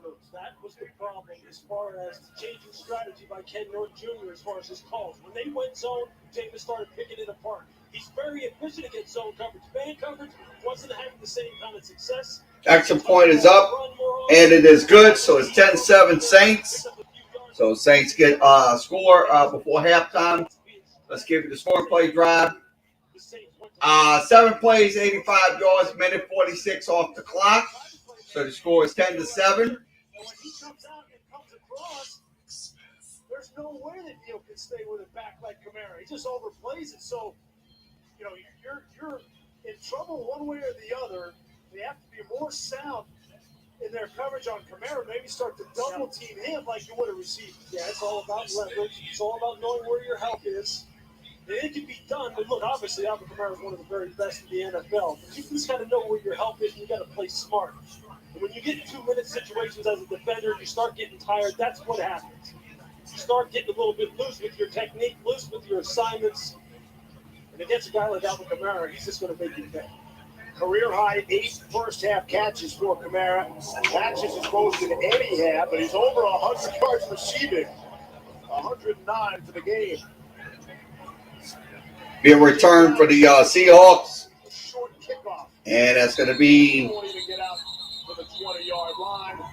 Nope, he'll be close. He won't get past the 20-yard line. Well, he already had the rushing yards. The rushing yards over 3,000. Now he's got the receiving yards, too. The fastest to get to the 3,000 club in NFL history. Alvin Kamara, you're first. You're fastest. Roger Craig, I'll look at you now. Roger Craig is royalty. Yes. And that Bill Walsh offense with Joe Montana, I mean, he was unstoppable. 34 seconds left and no timeouts. Yo, pass. But a flag coming in. Gino will throw it. Wanted Everett. It's going to be incomplete. 25 ticks remaining in the half. What's so impressive with Alvin Kamara is his football IQ is off the charts, too. He's not just a great athlete, but he understands the game. Offense, number 66. The penalty is half the distance to the goal. Replay first down. And just that one route, that's the same route called from Sean Payton. It's called the halfback choice. He's been in the West Coast offense for 30 years. And it's Alvin's job to come up and read the defense. The first time he read man-to-man and cuts across the face of Neal. The second time he sees zone, hooks up, gets it, and gets up the field. And you don't have to call different plays for Kamara. He can read defenses just as good as a quarterback.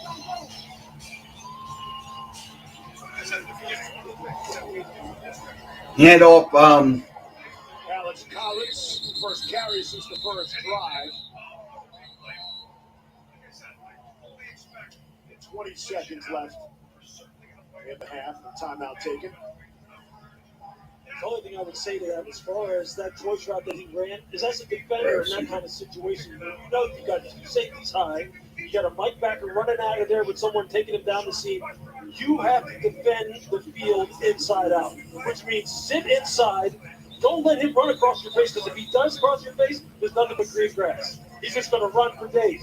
Force him outside, force him to the boundary, use the boundary as another defender, and that's exactly what he took advantage of. That's a The Cardinal. defender didn't do that. That's a Cardinal sin. Exactly. So look like he's going to go halftime. He's done that to a lot of So the teams. score is 10-7 at halftime. 3,066 NFL games. Saints will get the second half kickoff and return. DK Metcalf and Alvin Kamara, two superstars in the game, each have the big touchdowns. The USAA Insurance halftime.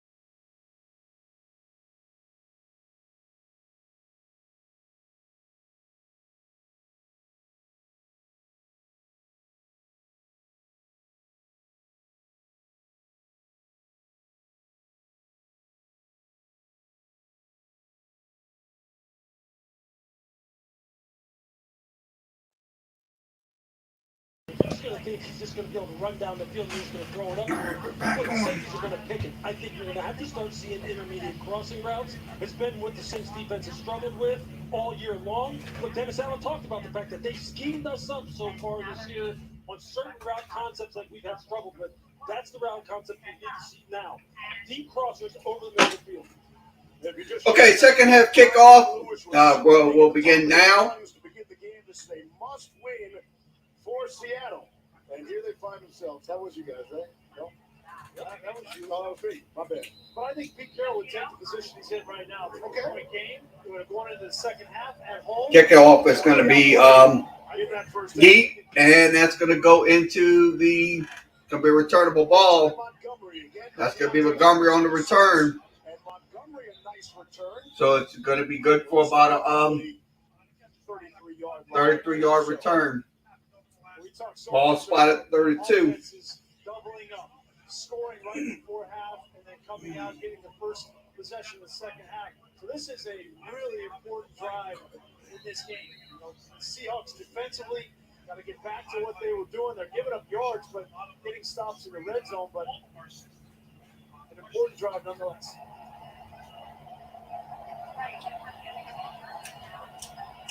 Okay, first from 10, ball spotted up to 32, hands off, and he gets it up to the 34. So it brings up second and about 8. Doesn't look like any precipitation in the area right now. I think that means then everything is open as far as the offenses are concerned, as far as running and throwing the football. Because weather is not a hindrance. The Seahawks have done a nice job of shutting down the running game. Now they got to be careful here. As far as shotgun formation, one back in the backfield, he'll drop back. The throw is going to be caught. That's going to be Kamara on the step. Brings up on third down and 2. See, this is what I'm talking about with Alvin Kamara. Just watch how he just comes out here and he's uncontested. You can't let him do this all night long. You have to attack him at the line of scrimmage and put a body on him and close the distance. Otherwise, that guy's going to wind up having close to 200 yards of offense. Halfback end of the night. Halfback choice. It's the same round. He's done 3 different things. You wanted to play him on the inside? He's going to go outside. It won't be a 40-yard game, but it'll be an 8-yard game. Okay, shotgun formation, one back. No back to the backfield. Winston will throw. Like a broken up pass. And again, it's Sidney Jones. Jones suffered a concussion last week and missed the second half, but he's back tonight. This ball has to be thrown on the inside number, and it's thrown outside and low, and that's what allows Sidney Jones to come up and make the break. Got a hand on it, too. Talked about the fact that they needed to get off the field here. Now let's see if they can get a little bit of a... Okay, 3 and out for the Saints. Good kick. Freddie Swain signals for the fair catch and it stumbles down at about the 12, 48-yard punt. Pretty good booming 48-yard punt. Get a second touch soon.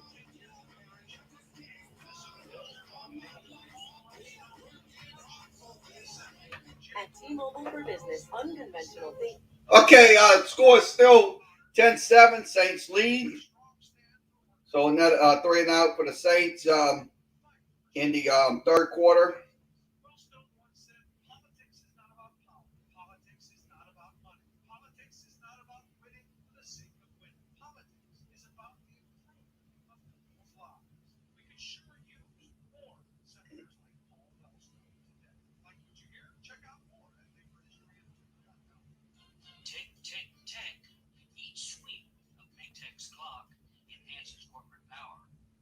So the score is 10-7. Let's give you an update on the Pelicans.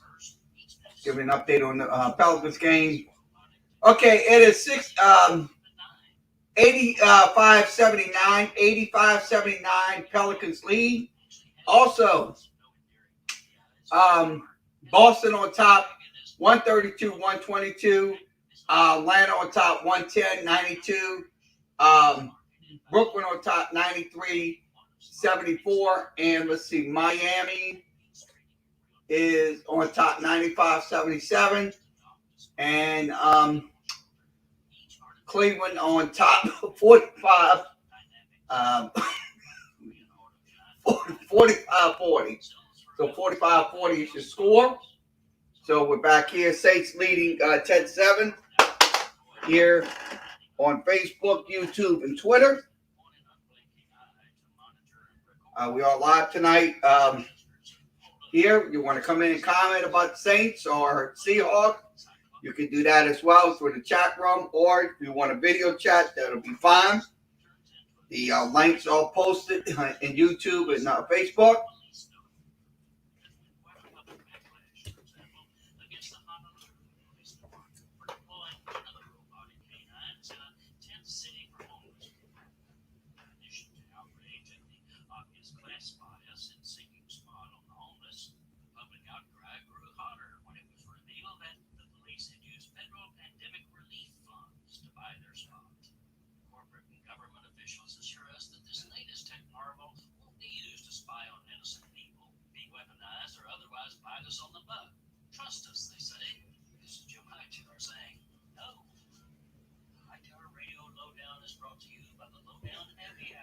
Looks like it drops back. He will throw, and he will have to get out the pressure.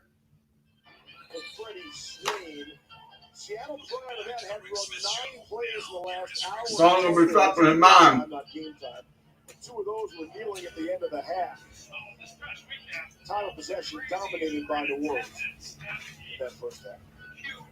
We talked about the fact that from a schematic standpoint, they'd have to start changing up some of the things they were doing to try and get the ball to the receivers. Right there off of play action, they were looking for DK Metcalf. Okay, 7 of 13 for Geno Smith, 111. One back on in motion, and that's going to be in the backfield. Looks like 2nd and 9. They'll have to run to the left side. Going up our following that guard. Jordan making his 151st consecutive start tonight. That is the second longest active Ironman streak behind only Dominic and Sue. It's amazing, right? We talk about injuries and guys on the IR coming in and coming out. And guys like Jordan and Jenkins, they're here every game, every day for all these years. To me, those stats are even more important. Okay, pass play coming up, and it's going to be caught. To lock it, so the catch is made, so it's good for about 1st and 10. It's good about 7. So it's going to be against the Saints. Marcus Davenport. Is that our 4th personal foul of the night? Yeah, I didn't really see this. Watch, here comes Davenport 92. He gets an arm. He didn't hit him high, didn't hit him low. And he just falls over top. How is that a rough in the passer? Well, I have no idea. This is a good time to say hello to John Parry. You're bringing me in on this one. There's nothing there. I don't see what he did. I'm trying to get a clarification, but I don't see much of anything. Wow. All right. We were good on the taunting penalty. That's going to be a run to the right. And he's across midfield. So it's across midfield. They really like Gerald Everett, the former Los Angeles Ram. He was with Shane Waldron, the offensive coordinator there. That's their longest rush of the night. They get outflanked here on the outside with the tight end, and on 2 plays early in this drive, one to Penny and now one to Everett. They're running on the perimeter because really tough sled in between the tackles against the Saints defense. Just across midfield, 11.5 to go in the 3rd. You'll run the ball up the middle. Penny. Stopped by Ringo. Good to see him back in the game, and Marcus come out again.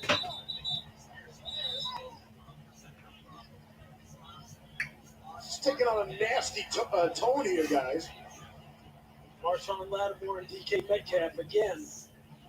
Personal foul. Unnecessary roughness. Defense number 23. This 15-yard penalty would be added to the end of the play. Marshawn needs to control his emotions. That's what he needs to do. I know these two are going to go at it all night, and but look, don't get yourself kicked out of the game, Marshawn. a new ballgame. Same issue. Marshawn Lattimore, I mean, as frustrated as you are, you're hurting your team right now. A huge moment. In essence, he's giving DK Metcalf an extra 30 yards tonight. 2 personal fouls. Here's Cheeto. You know what? Go down. And he'll go down. Sack time! Making sure that was DeMario Davis. First sack for the Saints. Well, we're talking about Marshawn Lattimore and reacting, but this time he's one-on-one with Metcalf on the left side of the screen, and he is in great position. He wants to throw the ball there. Gino's ready to cock and throw, but Lattimore reads the route. So despite the fact he's losing his cool a little bit, he's not losing Metcalf in coverage. Yeah, that's great team defense. He's had the safety sitting in the post. He just sat outside. Okay, once again, 3rd and 19. Shotgun formation back in the backfield. He'll drop back and have to throw, and looks like he's going to get sacked again. That time it's Cameron Jordan. Loss of 5. Great team defense here. They had everything covered everywhere. And that just allows the rush to continue to work. You're going to see here, look, Gino has time initially. He's looking for Tyler Lockett down the seam. He doesn't have anything. He's got to go forward there, too. Got to go forward, though. So you go backwards, you're going right into the hands of Cam Jordan. Every quarterback needs to understand that. If you go back, bad things happen. Yeah. Nobody's open. Come forward to the line of scrimmage. So 3rd and 19. So after consecutive sacks, it's 3rd and 19.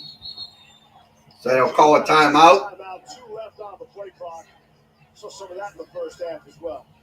So 2 for the Seahawks and 3 for the Saints here in this half. You guys highlighted that one-on-one battle and been watching for it all night. Look, I mean, this is just something right away. DK Metcalf sent a message. Was going to fade him right away. Just be visible, hit him in the face. And now he's just going to sit there and play and let him retaliate and get the penalty yards racked up. But this is DK's mentality, man. He's going to see just how far he can push you, how far he can get inside of your head. Tonight so far, as long as it's not taken away from DK Metcalf's game, he's got 1 catch in this game. So you tell me, is it benefiting him? So it's going to be a run play go up the middle. Misdirection there. It's going to be on the misdirection. That's going to be a first down. Home side gets 14. 15-yard gain, still 4th down. And again, you see the chippiness. 4 unnecessary roughness penalties. Almost gets saves in the game. They are no longer that finesse dome team. They want to play bully ball, especially this defense. DeMario Davis clearly sent us that message as far as what their standard of play is. And they're a football team that feels they can defend whatever it is that you want to do. You want to throw the football, they can rush the pass and recover. You want to run, you have no shot. Going to be a field goal coming up. 100-yard rushers in the past 4 years. Allowed just 44-yard attempt. Snap, plays, kick up, and it is no good. Saints hold on defense.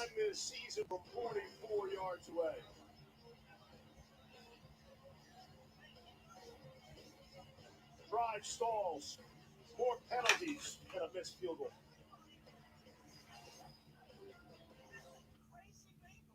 So we're muted for a few minutes. Score is 10-7. Saints hold on the last play for Seattle. They kick a field goal and they miss.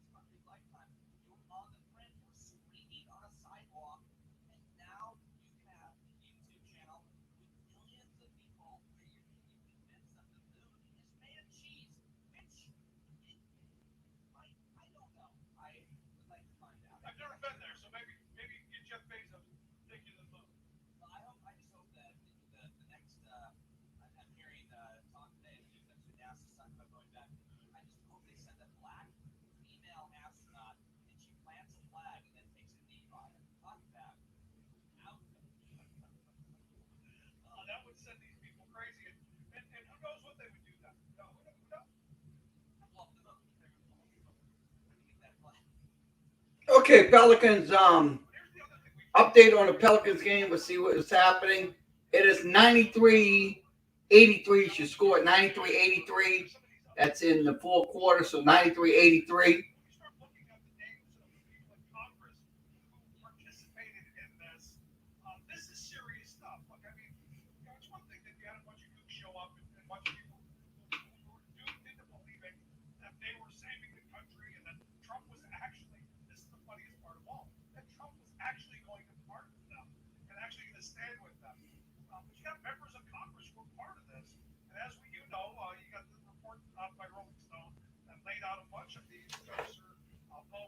NFL, Spot G.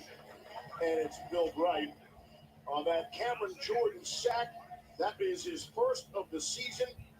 He trails only Ricky Jackson, the Hall of Famer, on the New Orleans Saints all-time list. Of course, Jackson is the Saints. Okay, I formation. They will hand the ball off to the left, right side, and that's Camaro on the carry. Brings up 2nd and 5, just 5 on the carry. Say what you want about the Seahawks defense. The two safeties, Adams and Diggs, they will put the pads on you, man. And just watch how he comes inside out in the alley. That's perfect. It's perfect. Even I like that. As textbook running the alley. Textbook. I formation once again. And the pass is going to be caught. The man they call Ziggy. He's got the catch and a first down, gain of 7. A Zigbo on the catch. He's got to contribute here because it can't be just Kamara every single snap. You got to give him a blow. And without Tony Jones was really the back that Sean Payton wanted to have this season. And he's got an ankle injury from the Giants game. He'll be back in maybe a couple of weeks, but he was going to spell Kamara, and that's what gave him the freedom to let Latavius Murray go. Then they have Dwayne Washington get hurt, and right now it's up to a Zigbo, and Sean Payton wanted to find out about what he had in him. They had Latavius Murray, they had Devontae Freeman. Let them both go. And the Zigbo And that play, nothing was going to happen. will not get nothing on that carry, -3. We got another text. So they're saying. Great job by Jamal Adams out on the perimeter, defeating the block. You see him peek his head inside. You figure this going to come inside, you better make the play because if he gets out around the edge, you can have some problems. The good thing for him is he has great inside-out pursuit from his pals. But Jamal Adams needs to make a big play here for this team to see if he can get his team the ball in favorable field position. This defense has played pretty well all night. 2nd and 13. 2nd and 13, drops back, looks for a pass. Downfield! It's going to be incomplete. White made a good special teams play earlier in the game. His first target simply chose the coverage. So interesting that Sean Payton has decided to go with Kevin White and not Traquan Smith. We really haven't seen Traquan since those two early gaps early in the game. And Kevin White just brought him off the practice squad. He has the speed. That was a great throw from Jameis Winston. Got to make that play. Saints are just 1 of 8 third down conversions so far tonight. And this is a big one at 3rd and 13. Not all third down conversions are created evenly. Drops back. He'll throw. And incomplete. And Adams had time to come over to make an impact play working on Kenny Stills. This is a fantastic play by Jamal Adams, playing two guys at once. Just watch him here, play with depth. Kenny Stills is going to come off. They're going to switch release, and he's going to run down the boundary. Watch Jamal Adams play with depth. He takes the post. You see he's going to open his hips to the post and then wheel back to the sideline route and still get out there and make the play. That's how you play deep field safety. It's something that many people don't believe Jamal does well enough, but he did it there.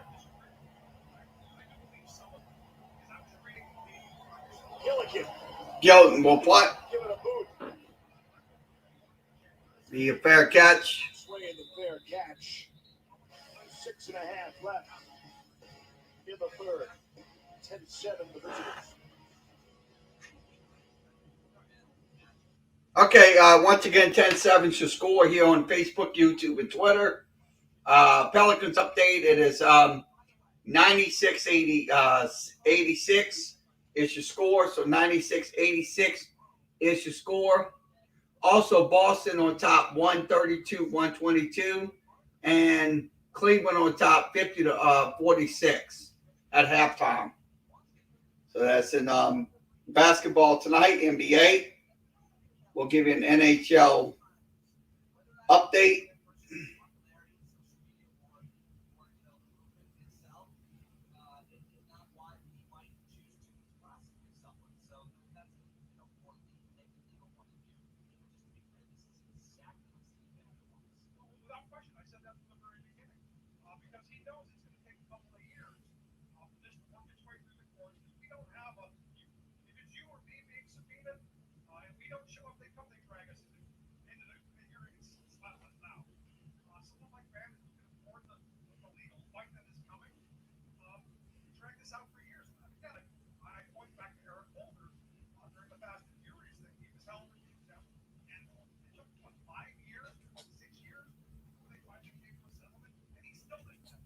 Okay, some NHL scores. Buffalo and Tampa Bay tied up at 1. Washington on top of Ottawa 4-2. Florida on top 3-1. And Calgary on top 2-0. That's in the second period. Carolina on top 2-1. Columbus on top 2-0. St. Louis on top 1-0 against the LA Kings. So that's the games going on in NHL hockey tonight and NBA basketball. We'll get back to game coverage in just a few moments here on Facebook, YouTube, and Twitter. We got another text over. So we get this put back in. Picturesque.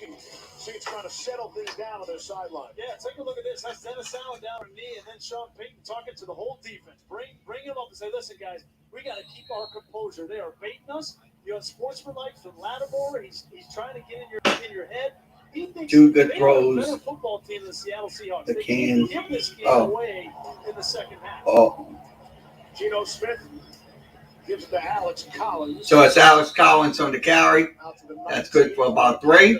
We talked about the confidence level of the Saints defensively, and specifically when it came to Demario Davis. And what he talked about with us, that they know that they're going to be able to stop the team's running game from the very jump, and then it's going to become a passing game and be one-dimensional, and that's where they want to put you. So they just have to keep their composure here in the second half.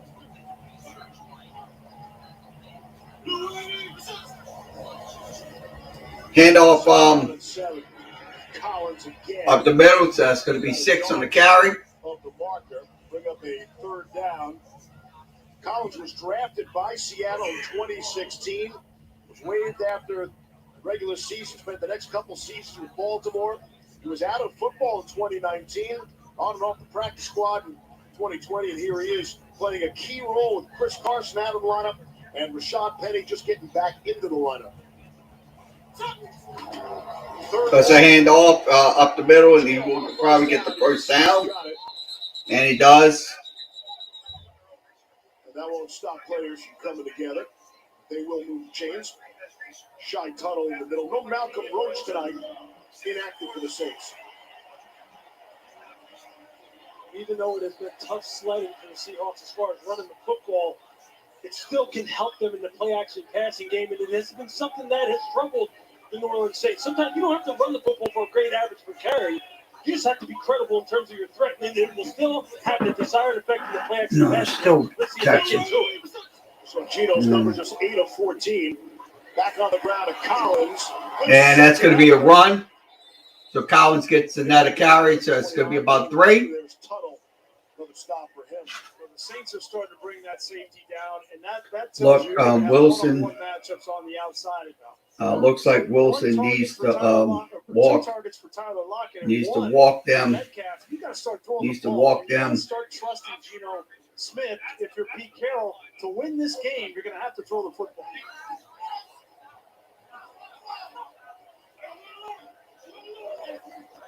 See this safety, Malcolm Jenkins, starting to creep down. 2nd and 7. So it's going to be a run play up the middle. Turner, the tackle. Made 13 tackles last game out. Rookie out of Ohio State. Going to bring up a third down and short. You know what Pete Carroll's thinking? Well, last week against Pittsburgh, we ran the ball almost exclusively in the second half. We came back from down 14-0, but this is a different defense. Yeah, I mean, 200-yard rushes in 4 years. It's very, very different. Gino was much better in the second half of that game. 15 of 18.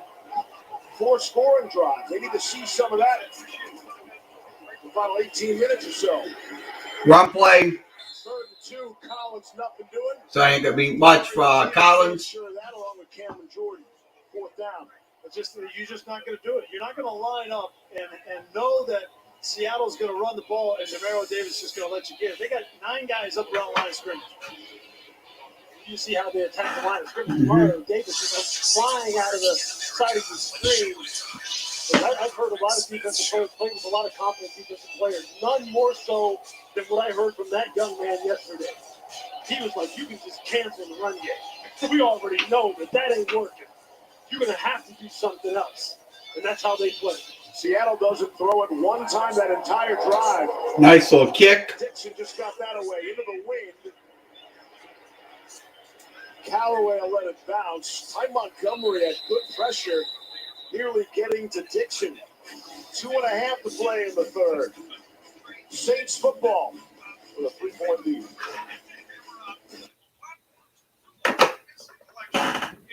Pretty good night for Alvin Kamara. 36 yards rushing and also 115 yards receiving. So his score is 10-7 here on Facebook, YouTube, and Twitter. We are live tonight. We'll be back on tomorrow for a Tulane football preview. That will be maybe in the even hours. We'll have it in the even. We'll also have Saints preview on Wednesday. So we'll have our Saints preview Wednesday. And once again, we'll also have Southeastern preview. We'll have this weekend, we'll have Tulane football. They will take on Cincinnati, and also we'll have Southeastern football as well. So hopefully you can join us here on Facebook, YouTube, and Twitter.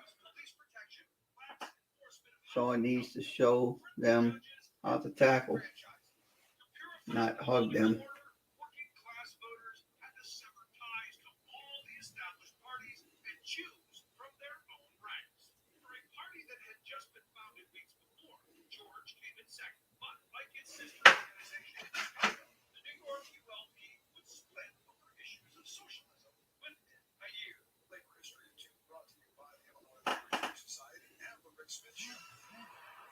I'm getting all these cuts. Welcome back to the Rick Smith Show.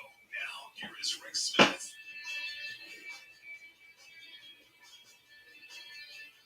I love Pete Dominic. He always makes me laugh.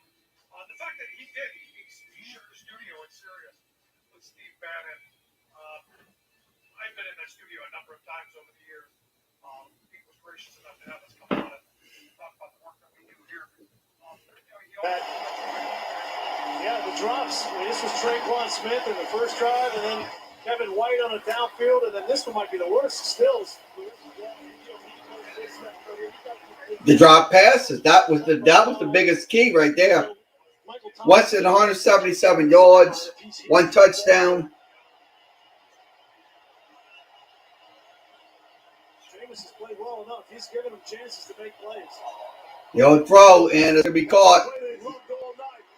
That's going to be Kamara on the carry. So it's a tough catch for him. So 10 catches for Kamara. Alvin Kamara has 10 catches. It's really like an extension of the run game. It's just getting the ball out here on the perimeter and then just letting them work in space.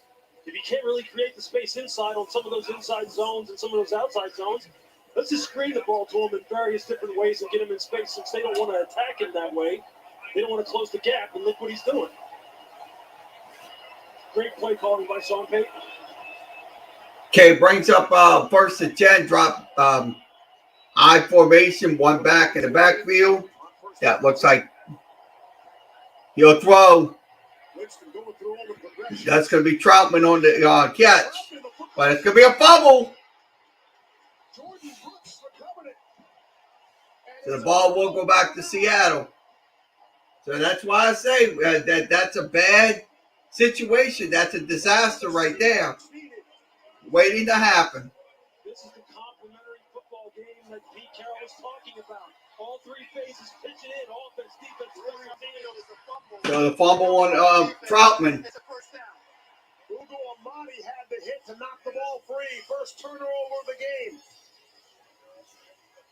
Exactly what they needed. Amadi was playing that roll corner position on the outside and came in and put his helmet right on the football. See, Wagner was coming in there to try to punch it out as well.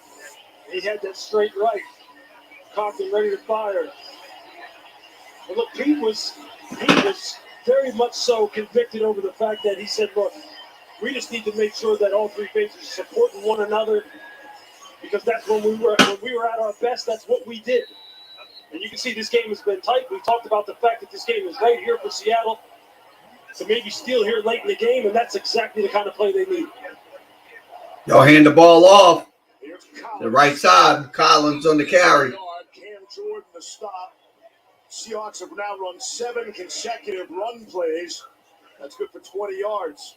Look at the leadership right there of Cam Jordan. Tuttle was starting to get into it. We're on the offensive lineman.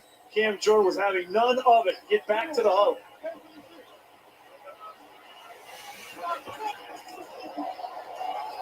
It's a run play, and that is good defensive play.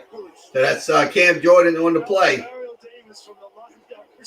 And DeMario Davis. Not messing around. Oh, I'm just telling you, pound for pound, just watch this guy right here.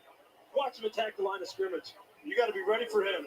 And right there, full of the center, he's not ready. Hey, he's a different breed, man. This defense has a special kind of character. He's talking now to the center. That's got to be embarrassing for Kyle Fuller. Now, their secondary just has to be careful now. Nothing cheap. Play smart. They're going to have to throw the ball at some point, right? No question. 1 second on the play clock. So it looks like they ain't going to get it off. A couple of times tonight. Now. Hadn't played in a long time. Now I'm talking about that's how you tackle. Yep. Changing the protection at the line of scrimmage. Not enough time. Back in 30 seconds. After this word from Google. Thank you for the love all my way.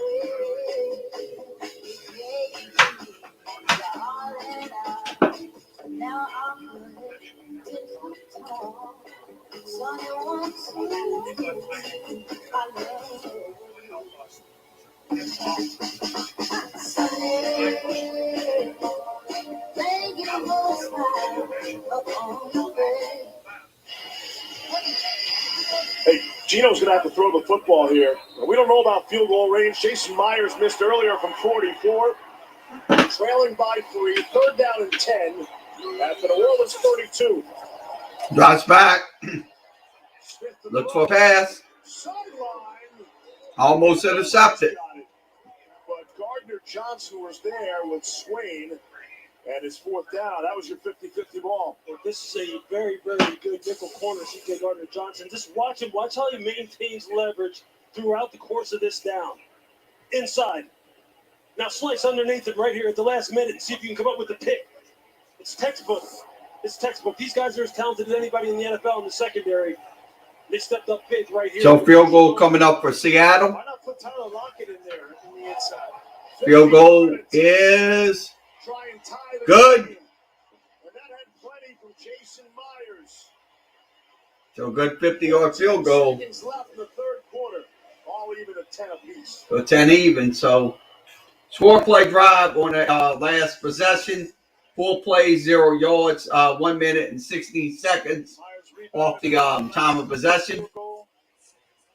But again, you get the turnover in Seattle. They don't take advantage of it. And to me, like, you have Freddie Swain on the inside. Why not put Tyler Lockett in there matched up on C.J. Gardner-Johnson? They play 2 deep, man under. And as a quarterback, in that situation, the throw has to be the outside. That was a little bit late. from Geno Smith. And if the play's not there, run. Use your legs because everybody's head is turned. But that was a missed opportunity for Seattle. 3 plays from scrimmage after the turnover. Goose eggs for yards. Yeah, didn't get a single yard out of that. Settle for the field goal there. And still, as much as we're criticizing and critiquing maybe some of the strategic choices they're making, it's 10-10. Which is exactly where they want to be, right? I mean, that's how Pete wants to play. Keep it close, run the football, get the turnover, and protect the ball. That's been who he's been ever since he came in the National Football League. Ty Montgomery. No opportunity there. And the Saints will come back on the field. The Jameis Winston. I think everybody knows about that awful 2019 season. It wasn't that all. He threw 33 touchdown passes, but it's the 30 interceptions that he will have to live with in his career. But if you look at this season, we've highlighted this earlier in the show, 13 passing touchdowns, 3 interceptions, on pace for 40 and 10. I don't know the exact ratio you're looking for, but 4-1 would seem to be pretty good, especially for Jameis. I think this marriage between Jameis and Sean Payton is KI for shotgun for and that's going to be a run. Kamara, his 26th touch of the night for 3. Carlos Dunlap. So that's only 3 on the carry. He's had to resurrect himself. He said it himself. And what a great position with great talent around him, a solid defense, which we've seen tonight, and an opportunity. So that's the end of 3. Your score is Saints 10, Seattle 10. 10 all on our way to the 4th. So we get ready to go to the 4th quarter, 10-10. So we'll mute the sound. So score is 10-10. So we'll be back in just a few minutes after the commercial breaks for our Saints and Seattle Seahawks.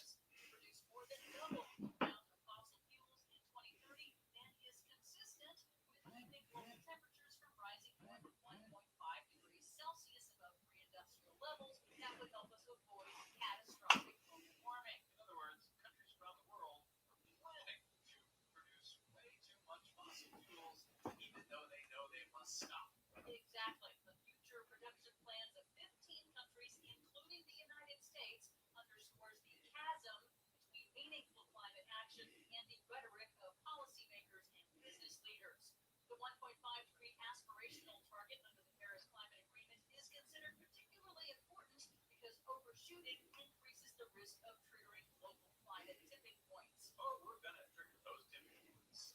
A new report in the medical journal The Lancet warns that global warming is now the world's greatest threat to human health, and failure to act on it endangers billions of lives. The report tracks 44 global health indicators tied to climate change, like deadly heat waves, infectious diseases, pollution, and hunger, and found that all are getting worse. I guess we haven't gotten to that good news part yet. We have not. In Washington, I know we're not getting the good news now. Democratic Senator Joe Manchin of the coal state of West Virginia has all but killed Democrats' landmark clean electricity performance program that would have incentivized utilities to accelerate the shift to renewable energy.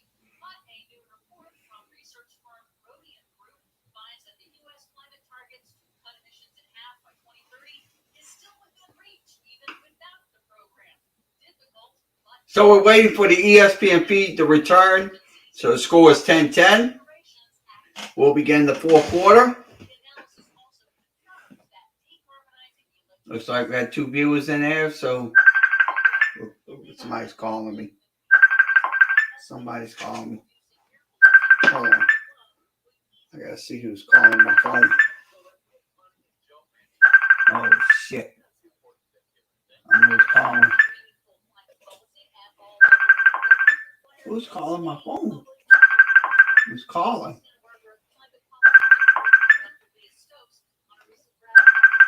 He probably wants the app. He probably wants link. All right. You want link?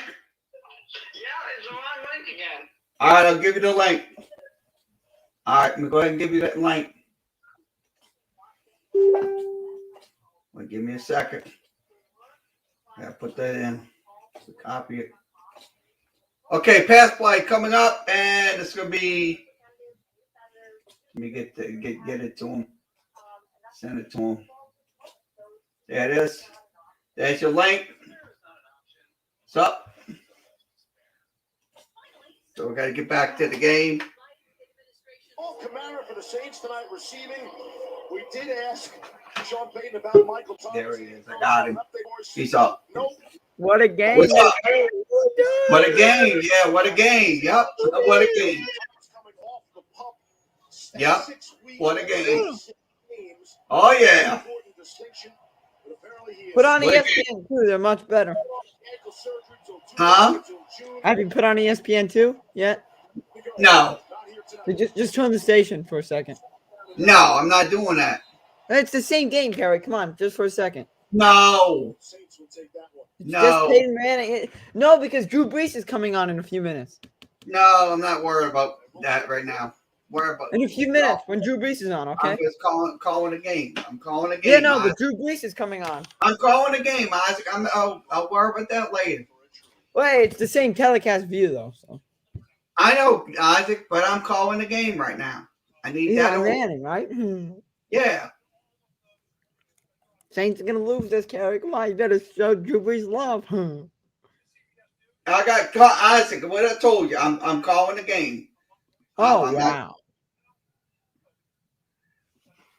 I won't. I'll go in there later. Maybe later. Yeah, I mean they're doing good. I mean, yeah. Yeah. Pelicans playing?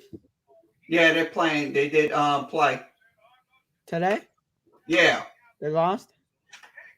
No, they're winning. Let me see if they're winning.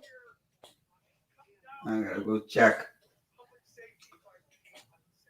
Yeah, they're winning 96-86. Whoa, they may get a win. Wow. Yep. They're going to get a win. I'm going to go on my phone and do it.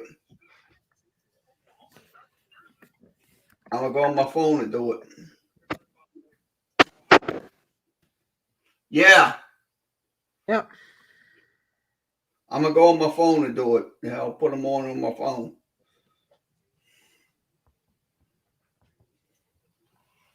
They're on ESPN 2. Yeah, I know. They're on ESPN 2. Yeah. I'll just go ahead on my phone and do it. You don't have ESPN 2 on your TV? I got it on my I got it on my TV, but I'm not going there. Yeah. The good thing about it is they have the same views though of the game. Yeah. Yeah, that's fine. You're just getting different announcers. Yeah. Oh yeah. That's just different announcers. Yep.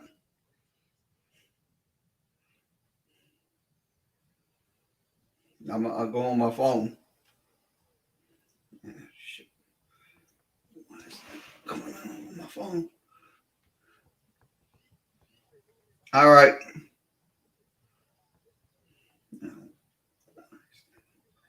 Phone.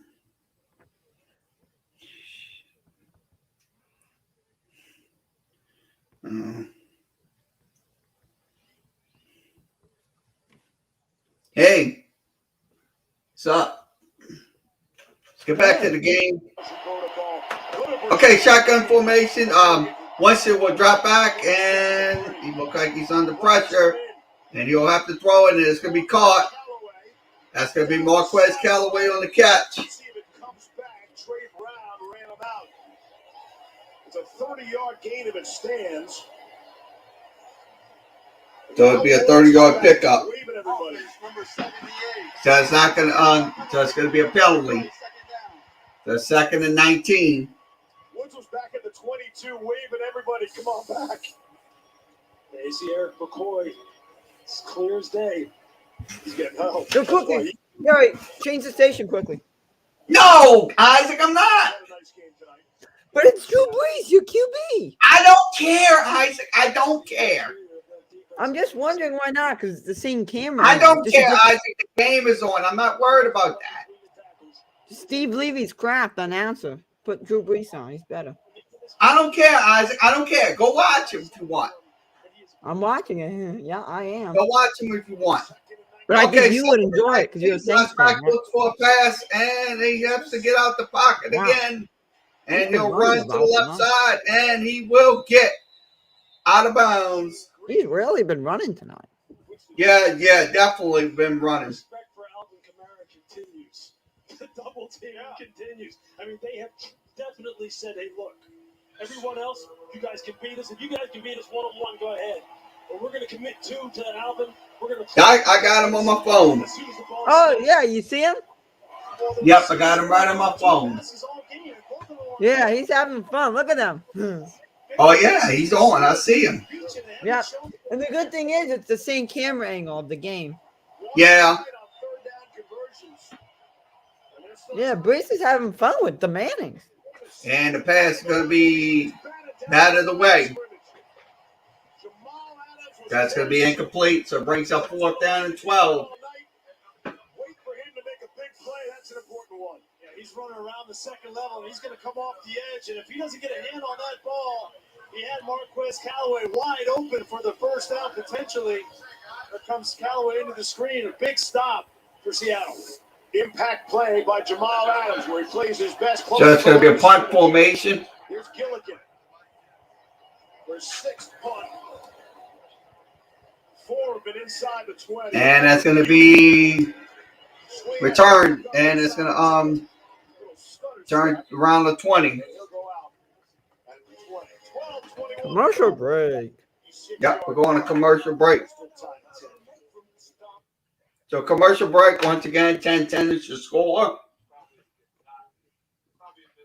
So I got it right on my phone.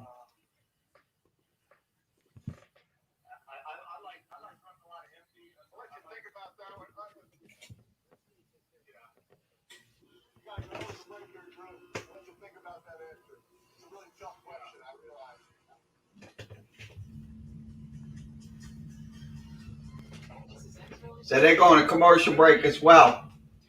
Yeah, like I said, they have the same telecast. Everything's the same except the announcers.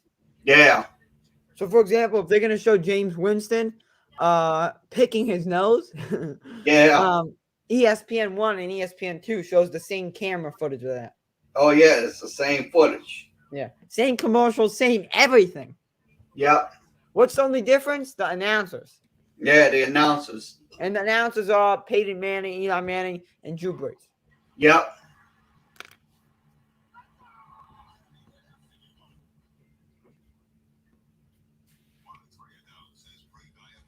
Yeah. Yeah. Oh, yeah.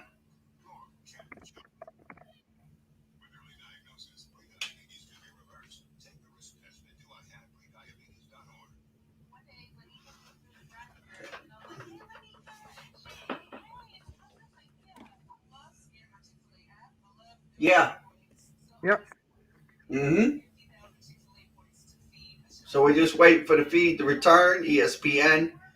Once the feed returns, we'll have it. We'll put it back on.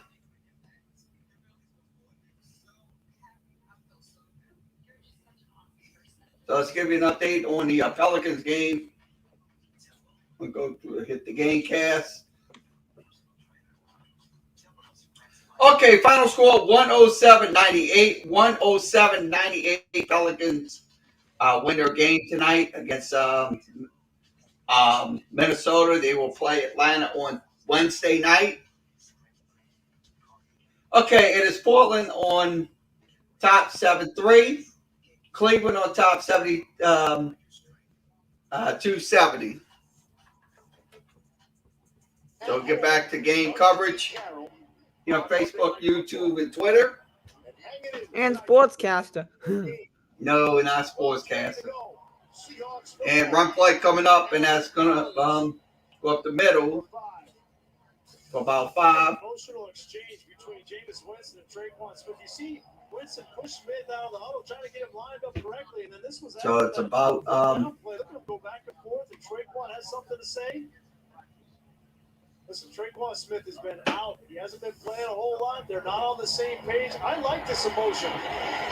Gino throwing. That's going to be incomplete. Coming across was DK Metcalf. Brings up 3rd and about 5. Just his 2nd target of the night. We're talking about these deep crosses right off of play action. Here, Shane Waldron tries to dial one up. They've been running the football.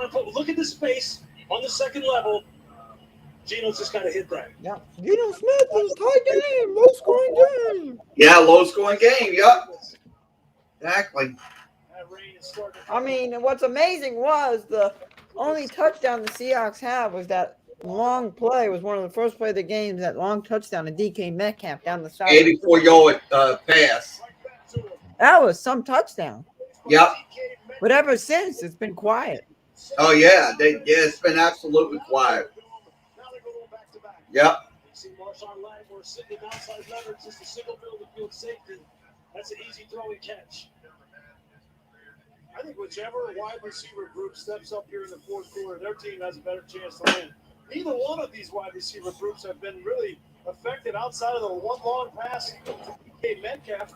KI formation back in the backfield. They'll hand the ball off to the right side. That's going to be Collins for 4. He's been the offensive focal point for Seattle after having a couple of carries on the first drive of the game, but not much until this third quarter and into the fourth. And when Alex Collins goes into the locker room after this game, he's going to remember 56. And all these ball carriers will. You know what I'm saying? Yep. Alex Collins, the running back. It's a first down, Seahawks. Really Yep. now, really coming down. Geno has time. And the pass is going to be caught. Yep, I thought it was a first down, Carol. We got it. Yeah. What a play. That's a Collins. I think that guy, Chris Carson. Yeah, what a play. Yep, what a play. That was a phenomenal catch by Alex Collins. Yeah, Alex Collins. Yeah, Chris Carson's injured. Yeah. Time Gerald Everett back in, mixing it up. I think these two teams are division rivals. They play each other twice a year. Haven't played since 2019. Only the 17th beating all time. So like he will not much there. So it's -1 for Alex Collins. Two of the most physical players on defense, Mario Davis, and then C.J. Gardner-Johnson cleans it up. I mean, just watch these guys. Here's the Mario Davis. Look, there's C.J. Gardner-Johnson. Just watch these two throughout the duration of the play. There's one. There comes the other. I mean, that right there, that's total team defense. That's how you do it. Run to the football. Lockett's not been a factor. They'll drop back. Goes to pass. Going to be caught. And it's going to be a big gain for our Sweaty Swan for 28. Take a look at Pete Warner right here. Watch the motion. The motion is going to mess with him. And then here's Swain's going to come up and just hook up underneath. They create space, and Warner misses the tackle, and Swain makes him pay. A great design there by Shane Waldron.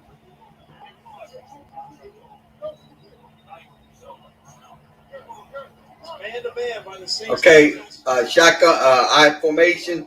Run play coming up, and good defensive play by the Saints. That's going to be Demario Davis on the tackle. Look, these aren't hard runs to diagnose. I mean, you can just see it. It's just direct outside zone. And you'll see it. Here it comes. You see the path that the ball carrier is going to go on? Yeah. Kyle Fuller right now is going to Yeah. say, can I just get out of this game and not see 56 anymore? The centers and guards have to come out faster. They have to come off their blocks faster. Fuller's had a tough night. Here's Smith throwing. And he'll throw. The number 3 receiver on this It's going to team be caught. comes out. Fourth catch by Swain. Metcalf and Lockett each have 2.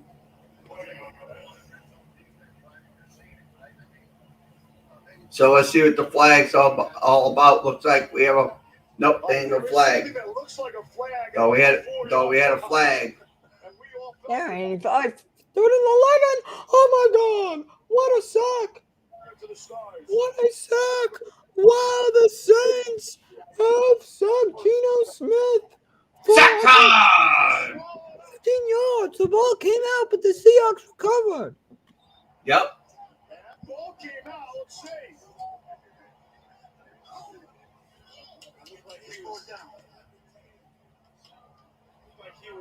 It's a good defensive play by the Saints, stepping it up here in the fourth quarter. Saints defense. You're going to see Plaxico again. Kyle Fuller not able to get over and get squared up and keep Passanio from getting better. So that's you have to anticipate that because they're going to try to force it along. Cam Jordan. Looks like Myers will kick another field goal. You missed it. This game's ridiculous. I'm gonna watch. I'm not gonna watch it. Kick is no good. So the Saints will hold and get the ball back at the 35. In the fourth quarter. Credit that still tied right there. Cover with pressure, force that missed field goal.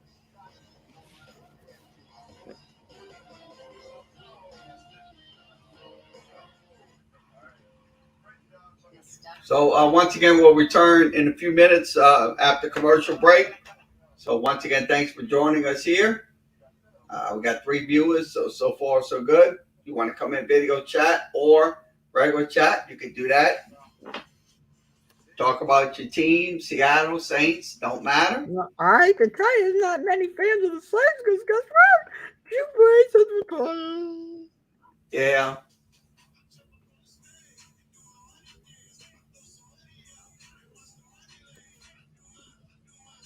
Yeah.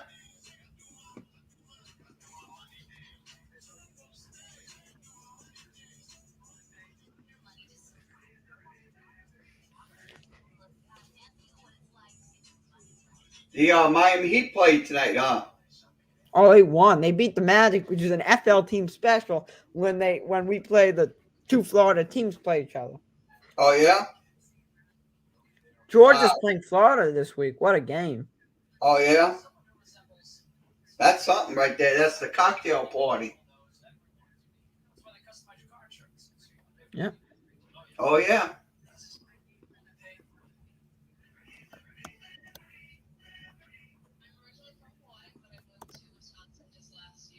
So we're waiting on the feed to return. Let's give you a NBA update.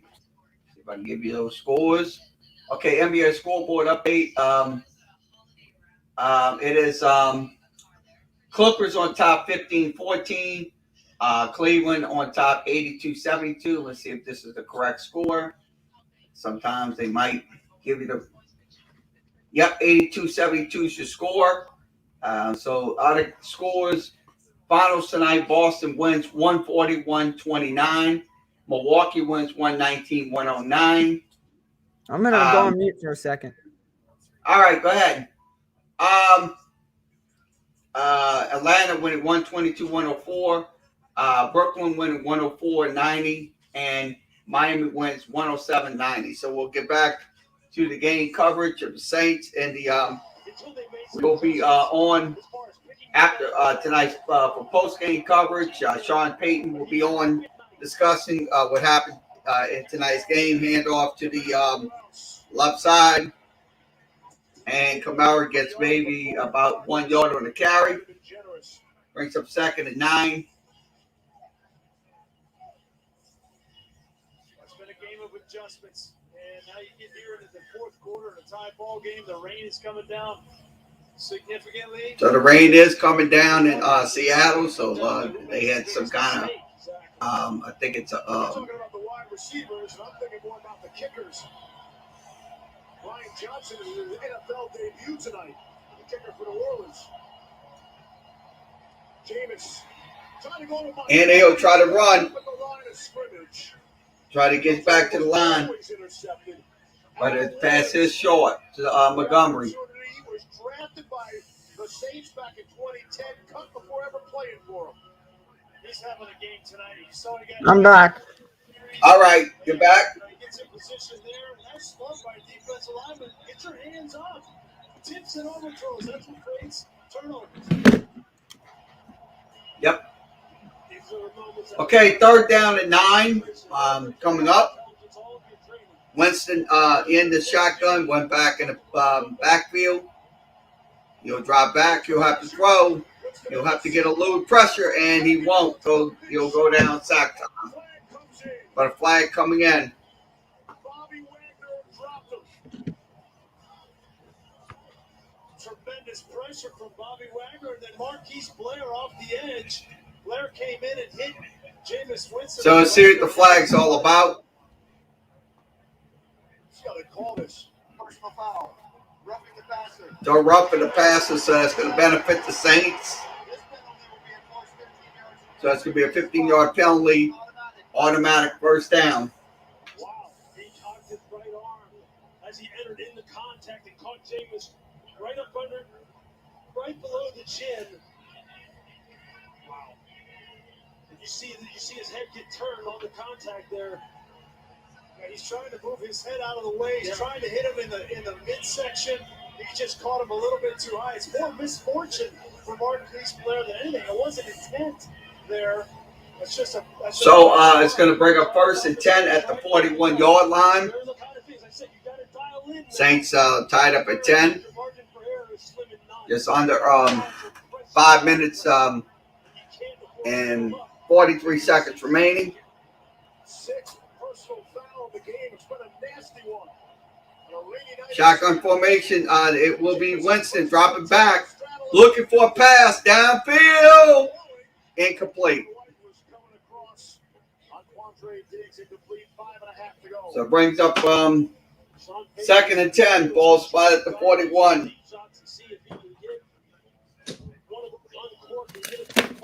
Hey. Hey. Hey. What? They have been up to the challenge. Sean has pushed every button to see if they would answer.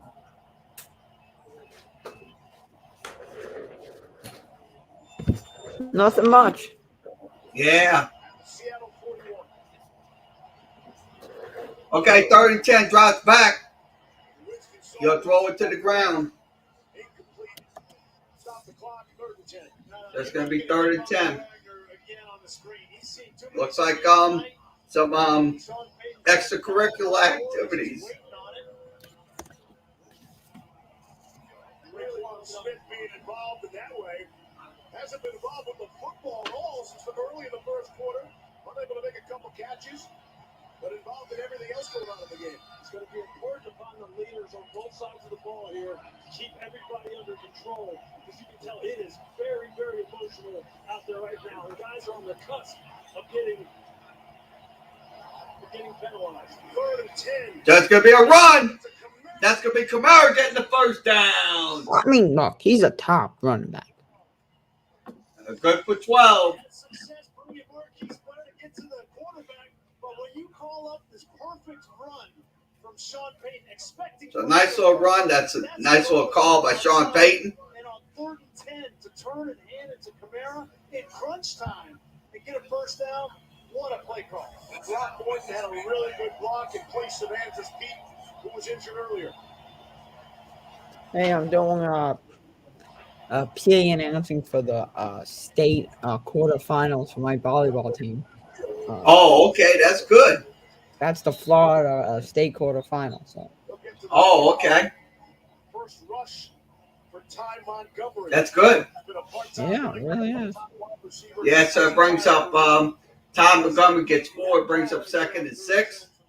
Just to go back to it, it just illustrates how good of a play caller he is. Your quarterback was emotional, yelling and screaming at Traquan Smith. He misses a throw, he gets sacked, and all of a sudden, at 3rd and 10, you think you got to throw it? No. Expect pressure again and come up with a perfect call to come back. Who else in the league is dialing up? Okay, shotgun formation. One back in the backfield. They'll drop back, and looks like he's going to have to throw. And it's overthrown to Traquan Smith. There is a flag out. Working with Marquise Blair. Remember, they got into it a couple of plays ago. Traquan Smith, who does not have a catch tonight, heavily involved in all the wrong stuff. I think he may have injured himself. Pass interference. Offense number 10. So that's going to be an offensive pass interference. That's not good. Traquan Smith needs to keep his. I don't know what Smith was doing there. I mean, it's clearly a pass, and he's not even looking back for the ball. The ball's thrown, and he's engaged. It looked like he pushed him down. He's not looking at the ball. That's his problem. Oh, this is the problem. That the Saints suck. Yeah. Oh, the Saints are 3-2. And the Saints ain't sucking right now. Yeah, but I just want to say that if Russell Wilson was playing, this game would be long gone. Yeah, but he's not playing tonight. So that's not playing. Yep. He's going to be out for a while. Yeah, he's going to be out for a while. Exactly.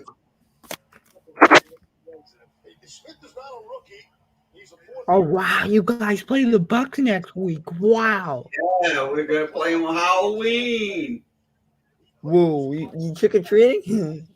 Yeah. By the way, are there people in your neighborhood? Do they trick-or-treat? Yeah. Are they going to knock on your door? I guess they will. No, like actually, though. Do they usually? They actually do. I guess they do. No, I'm like asking you. I'm asking you. Yeah.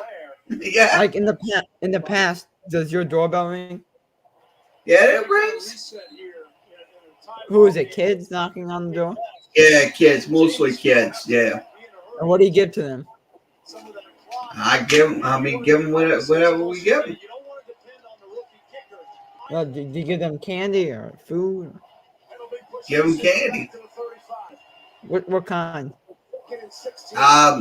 Any kind. Shot, pass play, and that's going to be caught. That's going to be Traquan Smith on the catch. Makes his first catch for 11 yards. Yeah, good for him. It's a nice route by Traquan, running the route from the slot. Just runs down about 10 yards and hooks up. So 1 out of 11 for Traquan Smith on the catches. Just makes himself big. Nice, secure. Nice little catch. Yeah. I mean, I don't know what you use. We usually give out like candy. I mean, that stuff. Oh, okay. We have a lot of kids in our neighborhood. They just knock on the door like crazy. Oh, okay. Who's going to go? They got Jordan Brooks going with Alvin. Oh my God. Winston almost threw an interception. What a terrible pass. Drops back. What a terrible pass. Wow. Yep. That was a bad pass right there. Exactly. What was he thinking? I don't know. I don't know. He's probably not on his marks tonight. I mean, no one is. In all fairness, no one is. Yeah. It's raining out there. That's exactly where I would have gone with the ball. I don't know if he would have fit that in. I mean, you saw Diggs got his body cocked over that way. Now, maybe he doesn't have the range to get there. I don't know. We've seen Alvin Kamara make some other. No doubt. So it's going to be a field goal. Brian Johnson coming in to attempt this second field goal attempt. So it'll be a 42-yard attempt for Brian Johnson. So it's going to be another penalty on Seattle. He jumped into the neutral zone and offside. Man, will that be a first down?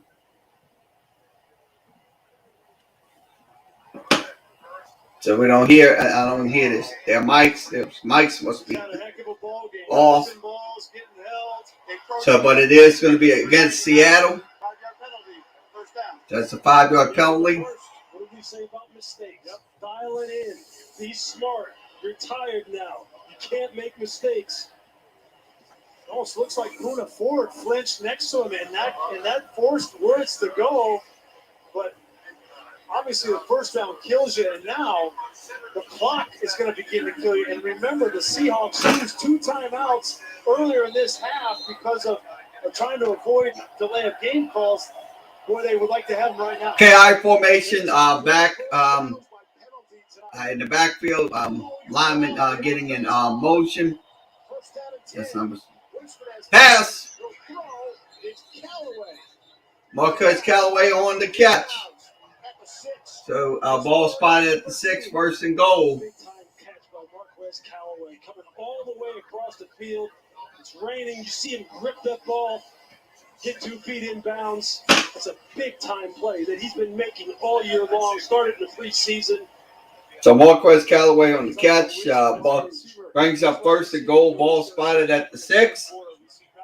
You see if the Saints can capitalize and get a score here for the time elapses. 3:01 remaining. And it looks like Kamara's going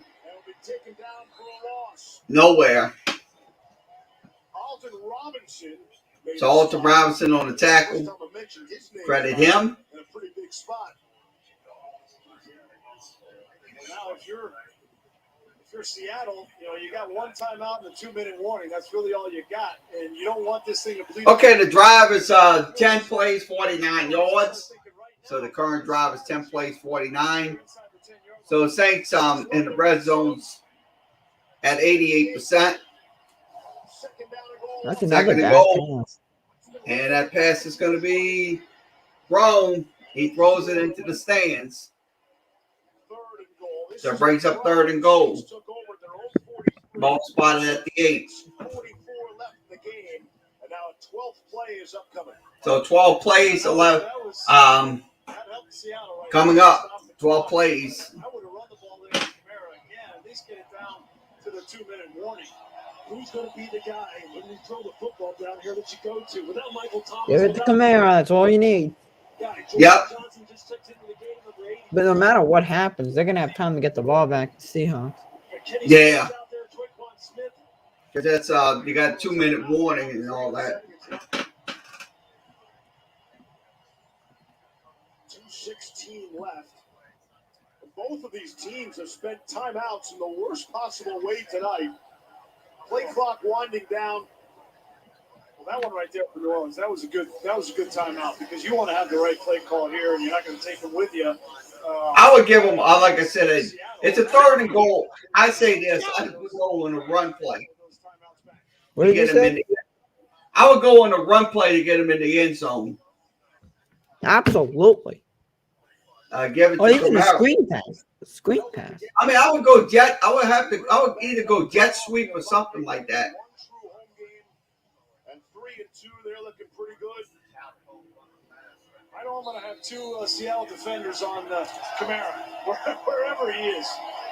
He's going to throw Winston. Oh, he gets sacked. What a terrible play. It's 4th down. It's just timeout. Shot one back on and back, and they're going to have to set up a field goal. I don't know what's happening with the Saints, but their offense is just boom. It's sputtering. It's sputtering real quickly. So 4th down. They were trying to set up a tight end screen to the top of the screen. It just didn't materialize. 2-minute warning. So 2-minute warning. The score is still 10-10. So we'll turn the sound down, mute it for a few minutes. So once again, thanks for coming in, guys. Appreciate it. Okay, I'll put it on Eli and Peyton for a few minutes. So we'll go ahead and do that. Well, sadly, it's a commercial with them too, because, but yeah, keep them on while we wait. Keep them on. Yeah. All right, I'll do that. I mean, sadly, it's a commercial on both stations. They have to make money with these commercials, Kerry. Oh yeah, it's gonna be long commercials, definitely long.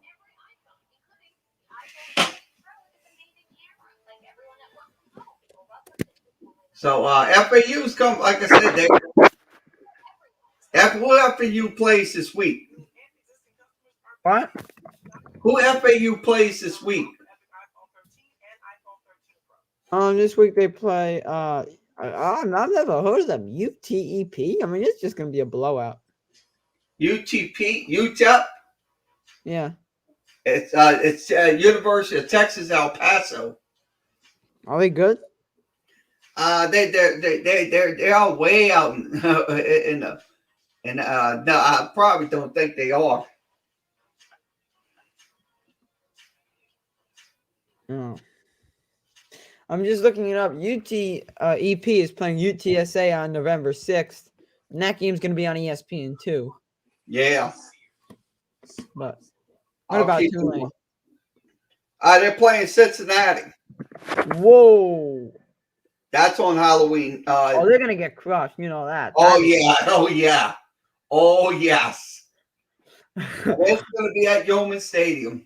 Cincinnati plays USF in a few weeks. Yeah. Cincinnati, I think Cincinnati is going to make the playoffs. I mean, no matter what. Well, one loss and they're gone. Yep. As it is, they're not in a tough division. No. They're in a group 5, I think that's what it is. FSU plays Clemson, but Clemson's not good. I mean, I don't know what happened. Oh yeah. Ever since losing Trevor Lawrence, same as LSU. LSU and Clemson are just not good anymore.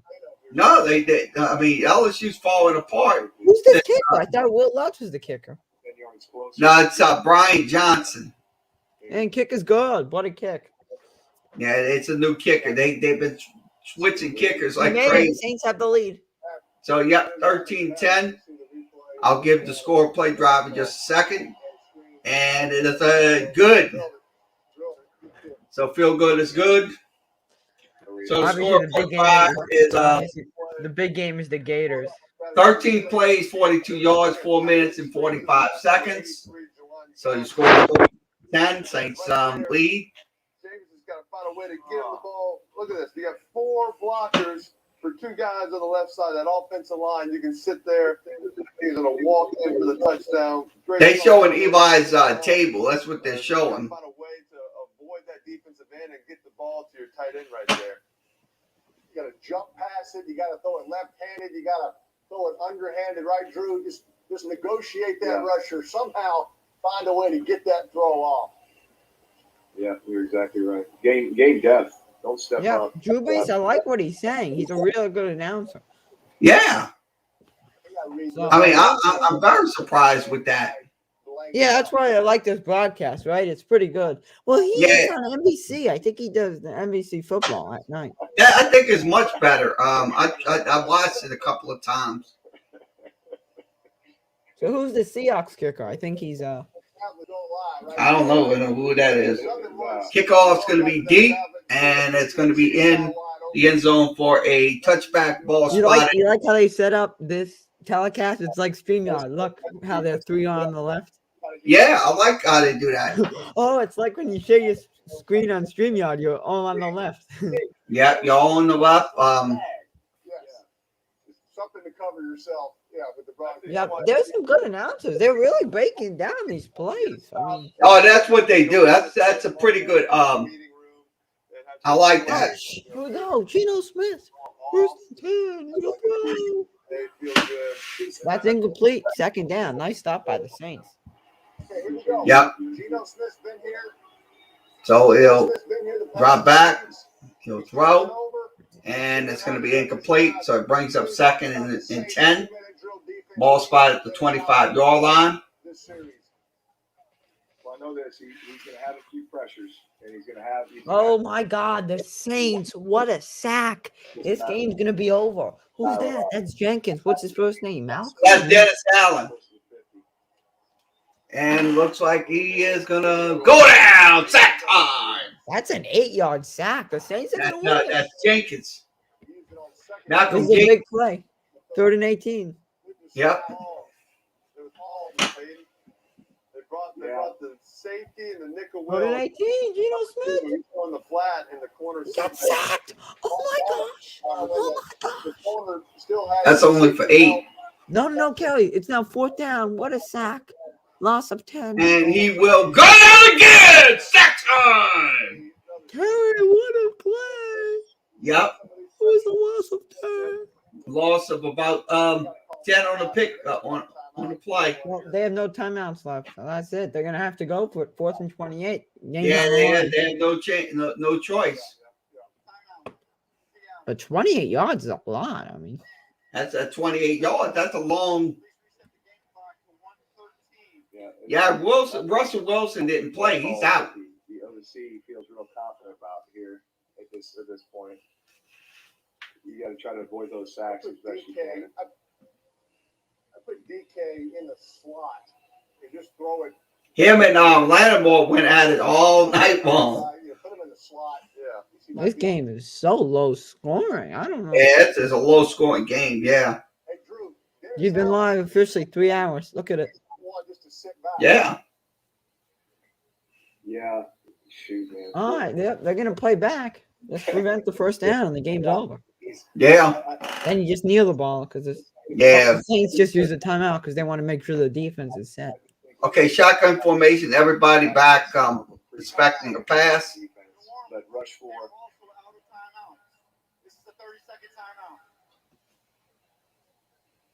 All right. this is it. No more timeouts.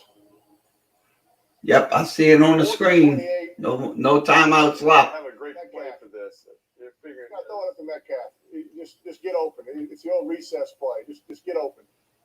Yeah, you kind of want to get him on a safety, right? You don't want him on a corner. You want him on a safety. Maybe they're playing zone and just, hey, you got to jump up and box someone out. It's almost like throwing a little mini Hail Mary in the middle of the field. That's not a bad call either. That's not a bad call. That's not a bad call. The little 40-yard, the 35-yard Hail Mary right here. Try to get past it. I always think about throwing some kind of screen, getting blockers out front, get it to your best athlete. Yeah. Like if this was, throw it to Kamara and get guys out in front of them. Obviously, I don't know who you So everybody, they only have 4 on the line, 4 down linemen. That's it. Game over. Pass, and he will try to throw it downfield. And it's going to be breaking up. So, ball game, that's going to be a ball game. Yeah, that's a tough place to go and win, as we all know.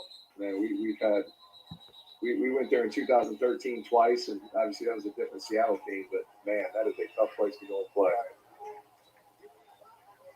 Yeah, Sean told me he gave him the entire week off last week after their win over Washington, right? Kind of the Andy Reid plan, and Saints came back fresh, and look, they're getting a lot of guys back, right? You got a ton of injuries early in the season. You're going to get Thomas back here soon. You got your offensive line back. This could be a new team here coming off this bye week. Yeah, for sure. This will go a long way for them. This was a win they needed. They've only played one home game so far. They had the hurricane in New Orleans. They've been displaced in Texas, so they've played one home game. And so smart. Go back. Yep, he is. Get that winning games, having a good record, get that home crowd rocking and rolling for these next couple of weeks. So it looks like we're kneeling out. Yeah, they're going to kneel one, and it's going to be the game. So it looks like, victory formation. Yep, kneel down. We're going to find out real quick where everybody's at in the division. Okay, once again, your final score: Saints win 13-10. We'll have the post-game show with Sean Payton's press conference. If you want to stay around, you can. This was not part of the plan. Seattle won to win this one. They wanted to beat the Jaguars. They got a bye week coming up. They get Russell. So the Saints now 4-2 in the season. They will take on the Bucs. That'll be this coming Sunday. No doubt. They're playing teams tough. They've been in every game. They get to the fourth quarter. They're just not making those plays in the fourth quarter to help them out. So that's the way football goes. Usually those best teams just find ways to win those close games.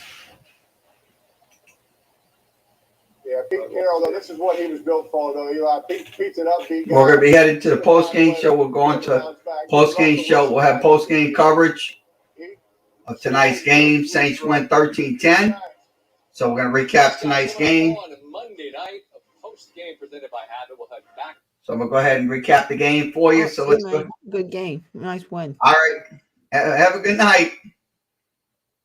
All right, Isaac Elliman has to leave. I know he's got school tomorrow. We don't want to keep him up all night. We don't want his parents fussing. So final score tonight, Saints win 13-10. I'm going to say this, look, sure, it was a low-scoring affair, but the truth of the matter is, look, at least the Saints won the game. That's all it is to it. I mean, the Saints won the game. It might have been some problems tonight with Marshawn Lattimore and DJ Metcalf being disruptive tonight. Also, Traquan Smith and also Jameis Winston going at it as well. But unfortunately, it is what it is. I mean, they're teammates at the end of the day. So final score 13-10. Saints win tonight. We are at post-game show. So if you want to come in tonight, talk about the Saints, You can come in on Facebook, YouTube, and Twitter. Also, if you want to come in video chat, you can do that as well. So we will begin breaking down this game. So let's go ahead and do that. I'm going to go begin with our scoring plays. So I'm going to pull the scoring plays up on the screen, and we'll give you what happened tonight in the Saints 13-10 victory over the Seattle Seahawks.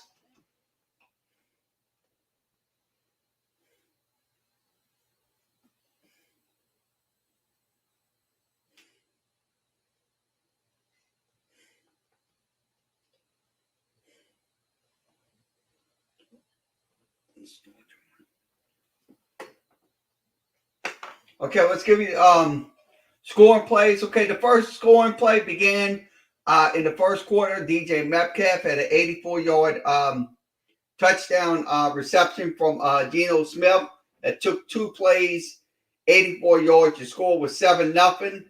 And then Brian Johnson kicked a 21-yard field goal on 19 plays, 86 yards. Took 10 minutes off the clock. The score was 7-3. Then Alvin Kamara came back and had a 13-yard catch from Jameis Winston. Took 7 plays, 85 yards. It was 10-7. And then Seattle scored in the third quarter on a 4-play, 0-yard drive. Took a minute 20 off the clock, tied the game at 10. And then Brian Johnson kicked a 33-yard field goal for the game winner. That is your game winner tonight. We'll also have Pelicans breakdown as well. We'll have the press conferences, both press conferences tonight.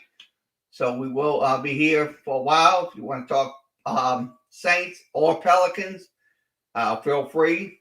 So that is your final score, 13-10.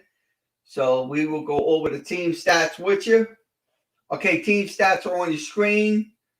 Team stats, Saints had 21 first downs. They had 10 on passes, 7 on runs. 4 on penalties. Third down conversions. Saints went 2 out of 13. Seattle went 3 of 12, so not a good night on third downs. Fourth down, the Saints went 2 out of 2, and Seattle went 0 of 1 in conversions. So also total plays, Saints used 68 plays. Seattle used 55 total yards in the game tonight. Saints had 304 yards. Seattle had 219. Total drives both even at 11. Passing the football, the Saints passed the ball 35 times for 210 yards. Seattle 12 times for 129 yards. Now the rushing game, Saints had 31 carries for 94 yards, so it goes to 100 yards. That's not too bad. That's just an average of 3.0 to 3.2 for the Seattle Seahawks. Red zone efficiency, Saints went 1 for 4. Not a good night on those efficiencies. So the Saints went 1 for 4.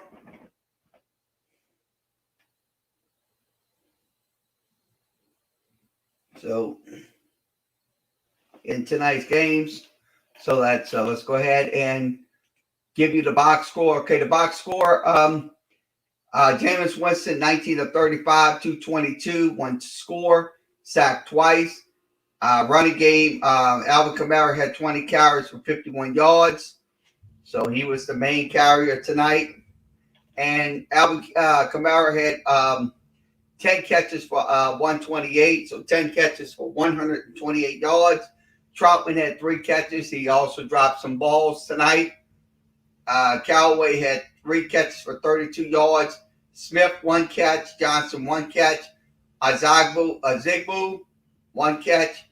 Stills, no catches. Montgomery, no catches. And White, no catches in tonight's game.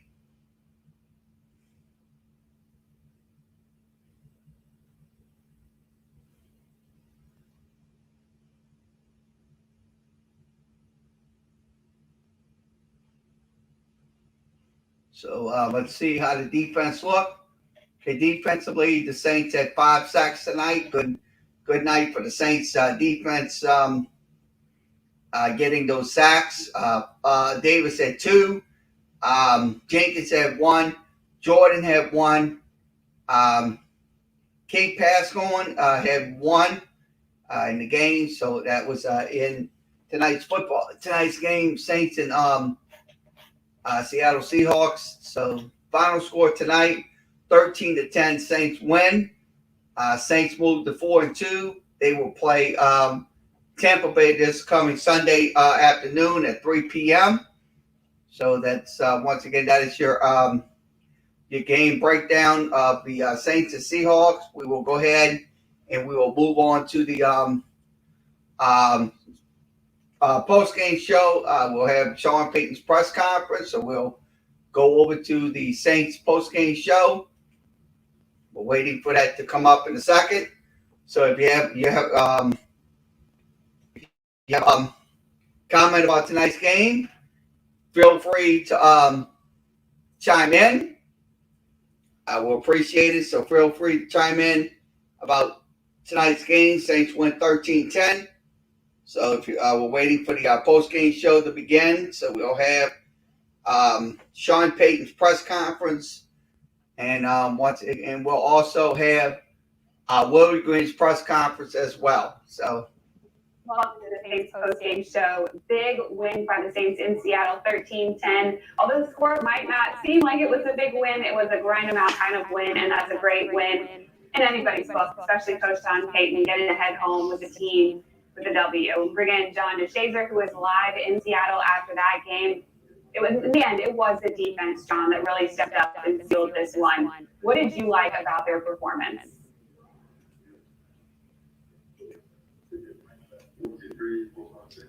And the most thing is they gave up the one big play and then they rebounded from that. I mean, the 84-yard touchdown could have been a dispiriting play, but they were able to overcome that. They overcame some personal foul penalties, and they were able to stick with it and continue to get stops. Got some crucial sacks down the stretch, and it was enough. I mean, it was enough for this defense to be able to hold on. They really rose up big, especially after that first touchdown. I thought they might be a little bit shaky after that one, but they really buckled down, and this was really a great day by Mario Davis. I thought he showed up really big for this defense. Had a couple of sacks and tackles, and just the all-around game he played. Really led this year. Absolutely, you mentioned it. 5 sacks by the defense. A defense that had only had 8 sacks on the first 5 games coming into this game really stepped up in a big way and put in a lot of pressure on quarterback Geno Smith. And again, after that big play that they let up in the first quarter, they really locked in and they were able to help deliver the win for the Saints in this one against the Seahawks. Now on the other side, with the offense, led by Jameis Winston, it wasn't a flashy win, but it was an effective one, and much thanks to our kicking game for once. That really came out in a big way to help us get this win with 2 field goals by Brian Johnson. John, what did you like about the offensive side of the ball?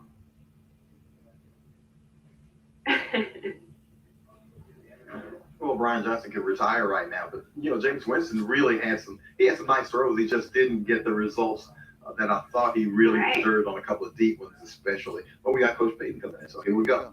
Coach Payton.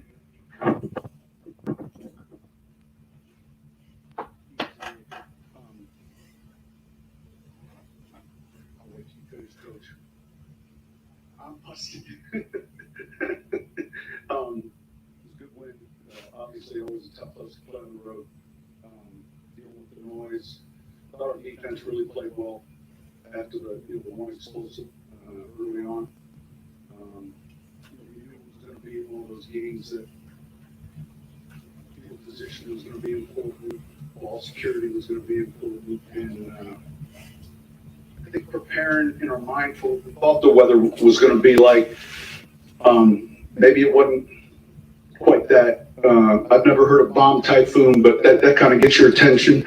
And I thought we, for the most part, handled the weather.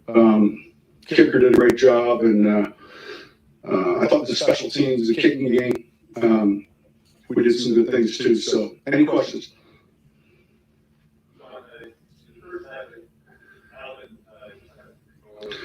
if you remember 2 years ago, but 2 years ago, it was kind of a back and forth, low scoring, not much. And in the 2-minute drill, we hit them on a screen that put us up. And that was pretty significant. You know, it was Teddy's first start. And, you know, you're always wanting to get the quarterback going a little bit. They play a lot of zone. And even in the single safety zone, they're really going to be into the hook areas deep. And I thought James did a good job, especially in that 2-minute drill. That was significant when you can score like that and then start the half with the football. But we got a lot of soft zone in that. If you looked at I was asked at the end of the half, you know, why Alvin so much. A lot of that was based on the depth of the underneath coverage. So James was smart enough to, you know, keep dumping it to him. Typically, a good 2-minute drill, there's always an underneath throw or two to the runners, and this was no different. So then it tightened up a little bit more in the second half. Yeah, I like it.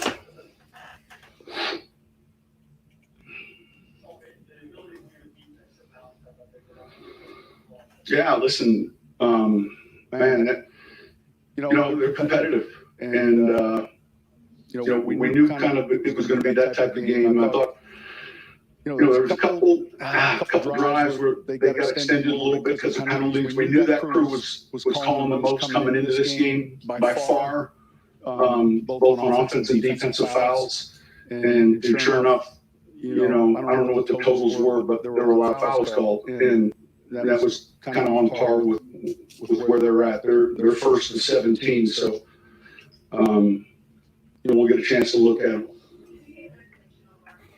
Yeah, his was not roughing the passer. It was a helmet to helmet on the pass rush. So I don't think anyone was looking for that. And Sean explained it, and certainly I wasn't looking for it either. But that's what the foul was.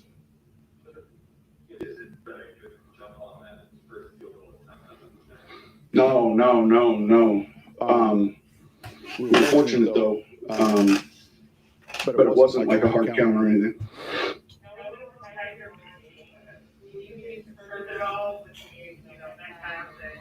You just, yeah, because you don't want to bring 140 people to Seattle from New Orleans and lose because it gets away from you. You know,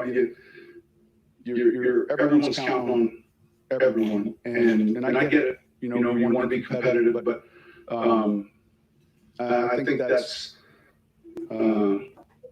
a sign of a team that eventually you know how to win and to win and to win and to win, and that becomes everything. That becomes everything. More important than anything else, it's leaving with another win. And you know, it's a young team. We're still, you know, preaching that message, but pretty soon you expect it. But then there's certain things, you know, I've been in tight playoff games where personal fouls like that. I mean, everyone's counting. Everyone's counting on you. No different than ball security, really. We're counting on, you know, if you're holding the ball, if you've got everyone's counting on you.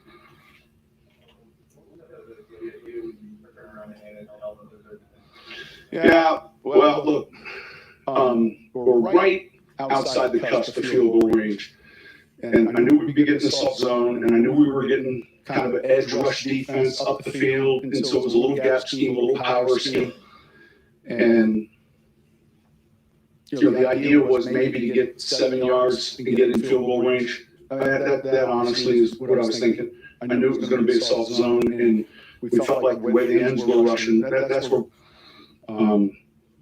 different than a screenplay, you know, just a gap scheme that would be in the gun. I think that was important too.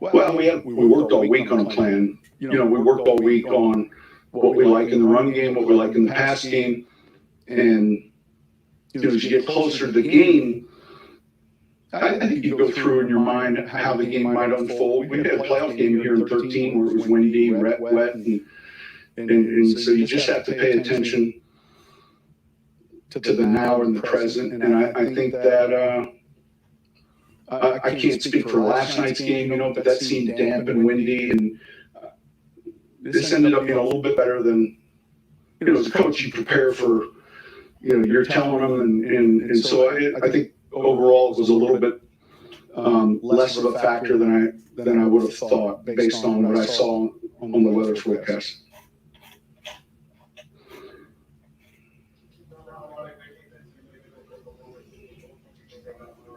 Yeah, look, man, I just love the way he leads, the way he plays with enthusiasm. He's really developed into not just run, but pass as well. He's someone that has good instincts, can close the cushion on a run or a play in space. He tackles well. He's playing well. And I'm sure when we look at the tape tomorrow, we'll see a lot of good efforts. It was a good, hard-fought win. It's tough.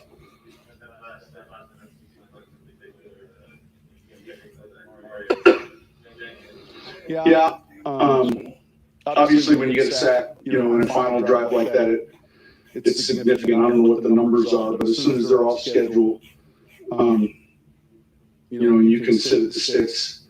Tough to be a quarterback. So it's one of those things you're always wanting to avoid, but I thought it was going to be a low-scoring game. We thought about going for it early on. We kicked our first field goal. I think they did the same thing. Points were going to be at a premium tonight, and I don't know what the charts say, but we just felt like points were going to be important. All right, thank you. All right, that was Sean Payton talking about tonight's game. So once again, final score: Saints win 13-10 tonight here on Facebook, YouTube, and Twitter. So we will move along to the Pelicans basketball game. Okay, Pelicans win tonight. They will get their win.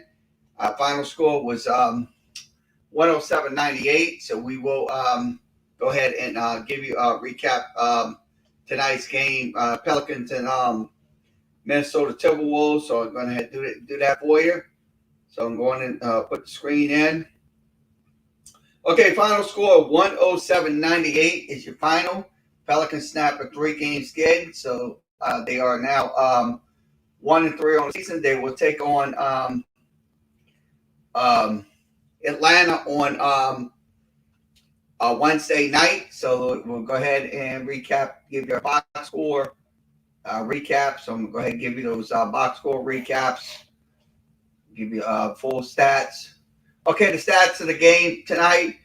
Pelicans shot 44%. That's 39 of 87. Minnesota shot 34%. That was good for 31 of 90. Also, three-point shooting. The Pelicans was 33%, 10 out of 30. Minnesota 15 out of 30 for about 30%.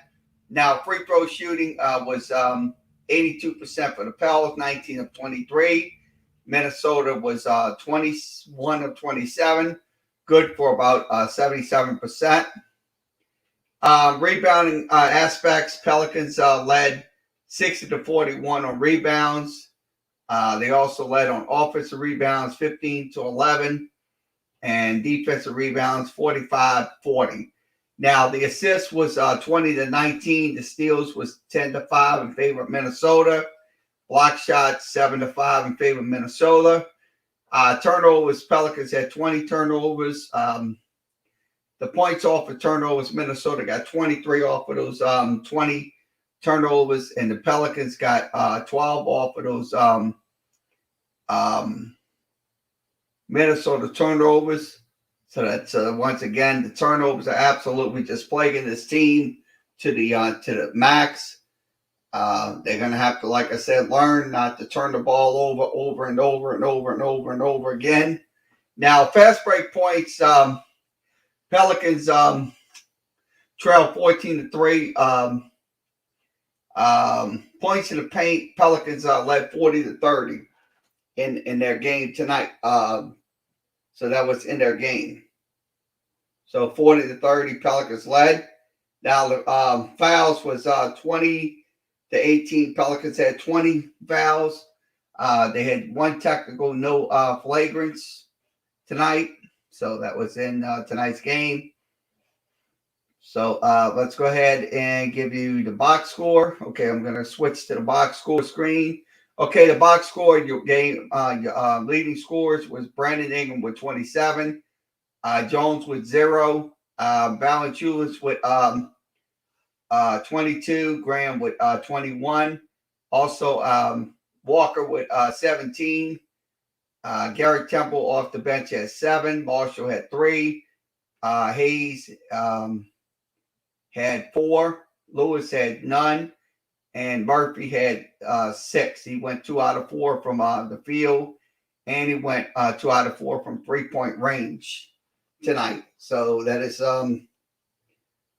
your box score. Let's give you Minnesota's box score. Okay, McDaniels had 3 tonight. Okogie had 1.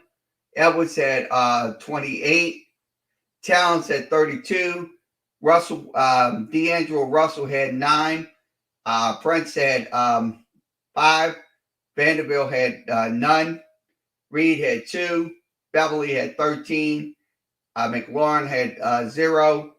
And Beasley had 5 in tonight's game. So that is your box score and stats from the Pelicans. Pelicans will take on Atlanta. That'll be this Wednesday night, 6:30 on ESPN. We'll have game coverage for you as well. So that'll be around 6:30.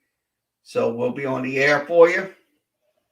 So let's go ahead and go over to listen to Coach Willie Green talking about tonight's game. So we'll go over there for a few minutes, and I'll put it in.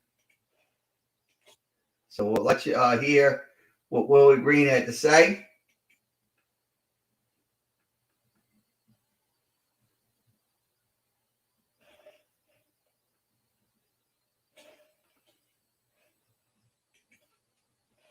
Now, so not able to play, and it's just day to day. So he's continuing to work with the medical team, and he's progressing slowly but surely, and hopefully we can get him back soon. Karl Anthony Towns did so many things well in that first game. Now that you've had a chance to digest the film, what adjustments can you make to try to make things a little harder on him? Yeah, well, I think we got to get back out to him quicker. He sets screens and he pops, and he's shooting the 3-ball really well. So we got to be up a bit in our screens and in the post. We just got to make it tough for him. Try to throw some different looks at him. But like you said, he's an all-star caliber player, and he makes it difficult for defenses. So we just got to come out and be aggressive early on him. Coach, what are your thoughts on these little series that the NBA started doing now the last couple of years with the scheduling and playing teams so quickly as you played them a couple of nights ago? I like them. I think it cuts down on travel. You get to get some rest, and you get right back at it. So it's pretty unique that the NBA is kind of falling into this, but I think it works. You get to scout a team that just played, so they know what we're going to do. We have an idea of what they're going to do. There'll be a few adjustments, but you get to get right after it. We mentioned the rebounding after the game the other night. You had 62 rebounds, 21 on the offensive end. That's a lot. What adjustments do you think that Minnesota is going to make tonight? Because obviously they don't want to give up that many. They're definitely going to try to keep us off the offensive glass. So that's going to be a huge adjustment for them. I think they're going to do much of what they did. They're a team that wants to get out of transition. They have shooters everywhere, so they can keep the floor space. We have to continue to try to play our game, which is this is the wrong. Sorry about that. That's the wrong video. I'm gonna switch over to a new video. I apologize for that. So we had the wrong video. I want to get the correct video. So let's see if we'll have the correct video in there. There's the correct video. I'm gonna go to the correct video. Switch over. Proud of our guys. Our staff, organization, everyone involved, like we just continue to stay with it. And, it takes time, but our group responded tonight. The defense was excellent all the way around. What to you was the difference maker tonight versus Saturday? I just thought we were a little bit more consistent in terms of our execution tonight. But our defense was solid both nights. Tonight we executed a bit better offensively, and that'll continue to grow. But the guys, everyone that got in the game, they went out and they played their hearts out. And that's what it's going to take for us to continue to pile up some wins.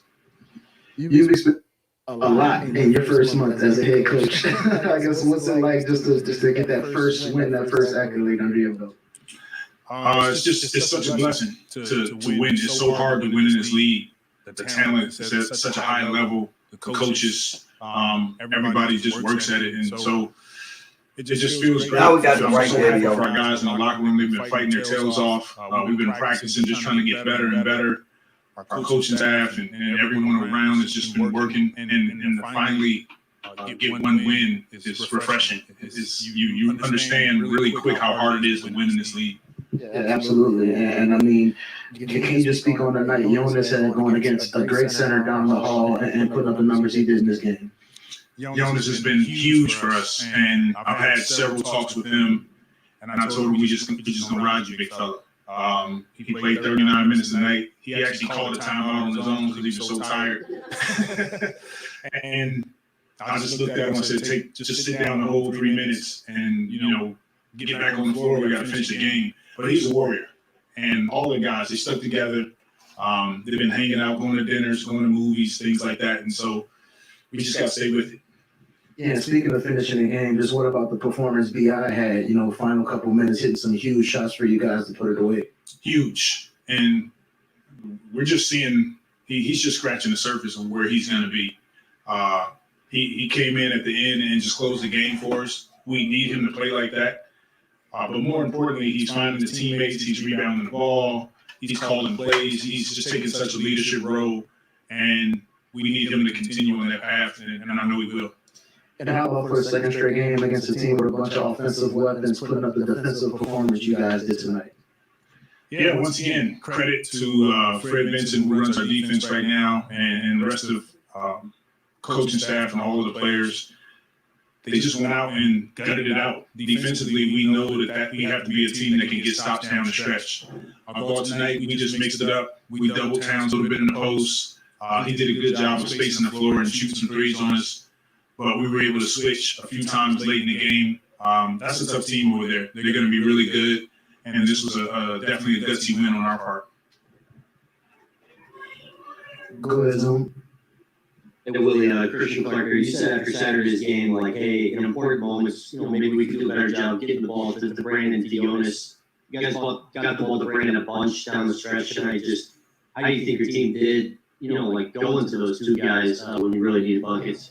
I thought they recognized it at a high level. Devontae was amazing bounce back game from Nikhil. But when Brandon has it going like that, we have to put the ball in his hands because he'll just make plays. He'll make plays for his teammates. Obviously, we know he can score at a high level, and we're going to lean on him to continue to do that.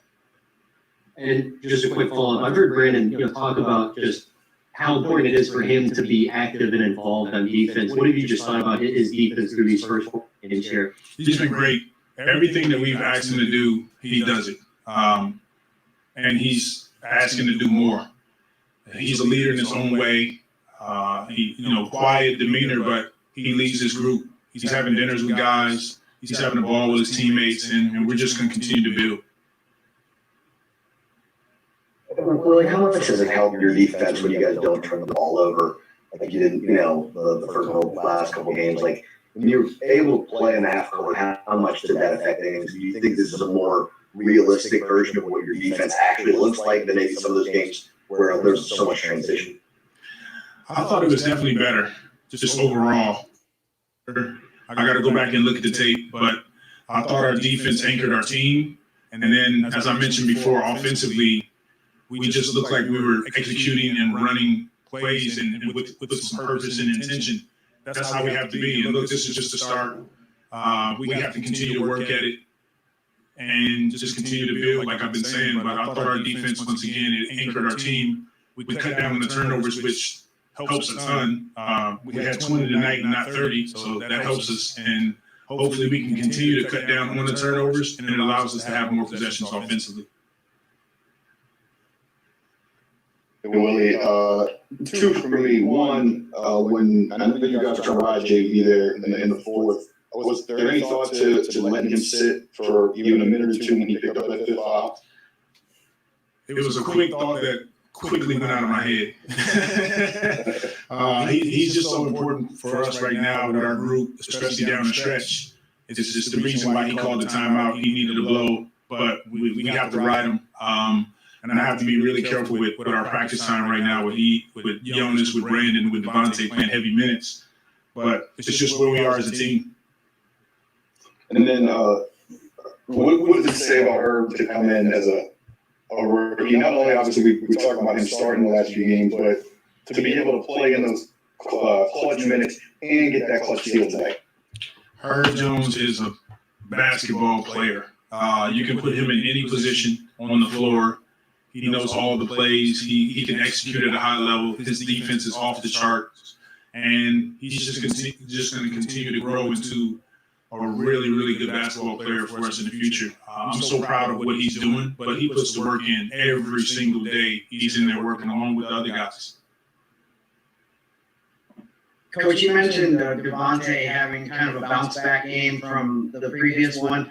I kind of had two things I wanted to ask you about specifically with him. One, do you feel like he's getting every game, he's kind of getting a better feel for setting up guys, and seems like he's getting more familiar with his teammates and where guys need the ball and stuff like that? And secondly, when he was acquired, it seemed like there was a lot of talk from everybody about the tough shots that he makes, how important that is. I mean, how big do you think that was? Some of the leaners and just really difficult shots he was able to put in tonight. Yeah, to answer your question, the first part of it, he's definitely getting into a rhythm and a flow offensively. He's starting to understand the options on offense, to hit Jonas, to hit Brandon, where he can attack teammates are. And so we just look for that to continue to grow on his part. And then he is a tough shot maker. You guys saw it tonight where he just hit big shots. He got down the lanes, little stutter step layup down the stretch, and we're going to need him to continue to space the floor and make plays for us down the stretch. Thank you, guys. All right, that concludes tonight's once again, that concludes tonight's post-game shows. Saints win 13-10, and the Pelicans win 107-98. Good night for both New Orleans teams. With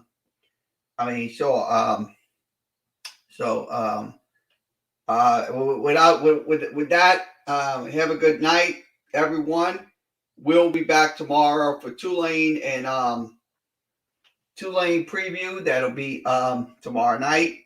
So we'll have that for you. So that'll be our show again for this week, and then we'll have Saints preview that will begin on Wednesday night. So everybody have a good rest of your Monday, and we'll see you again tomorrow for Sports Talk.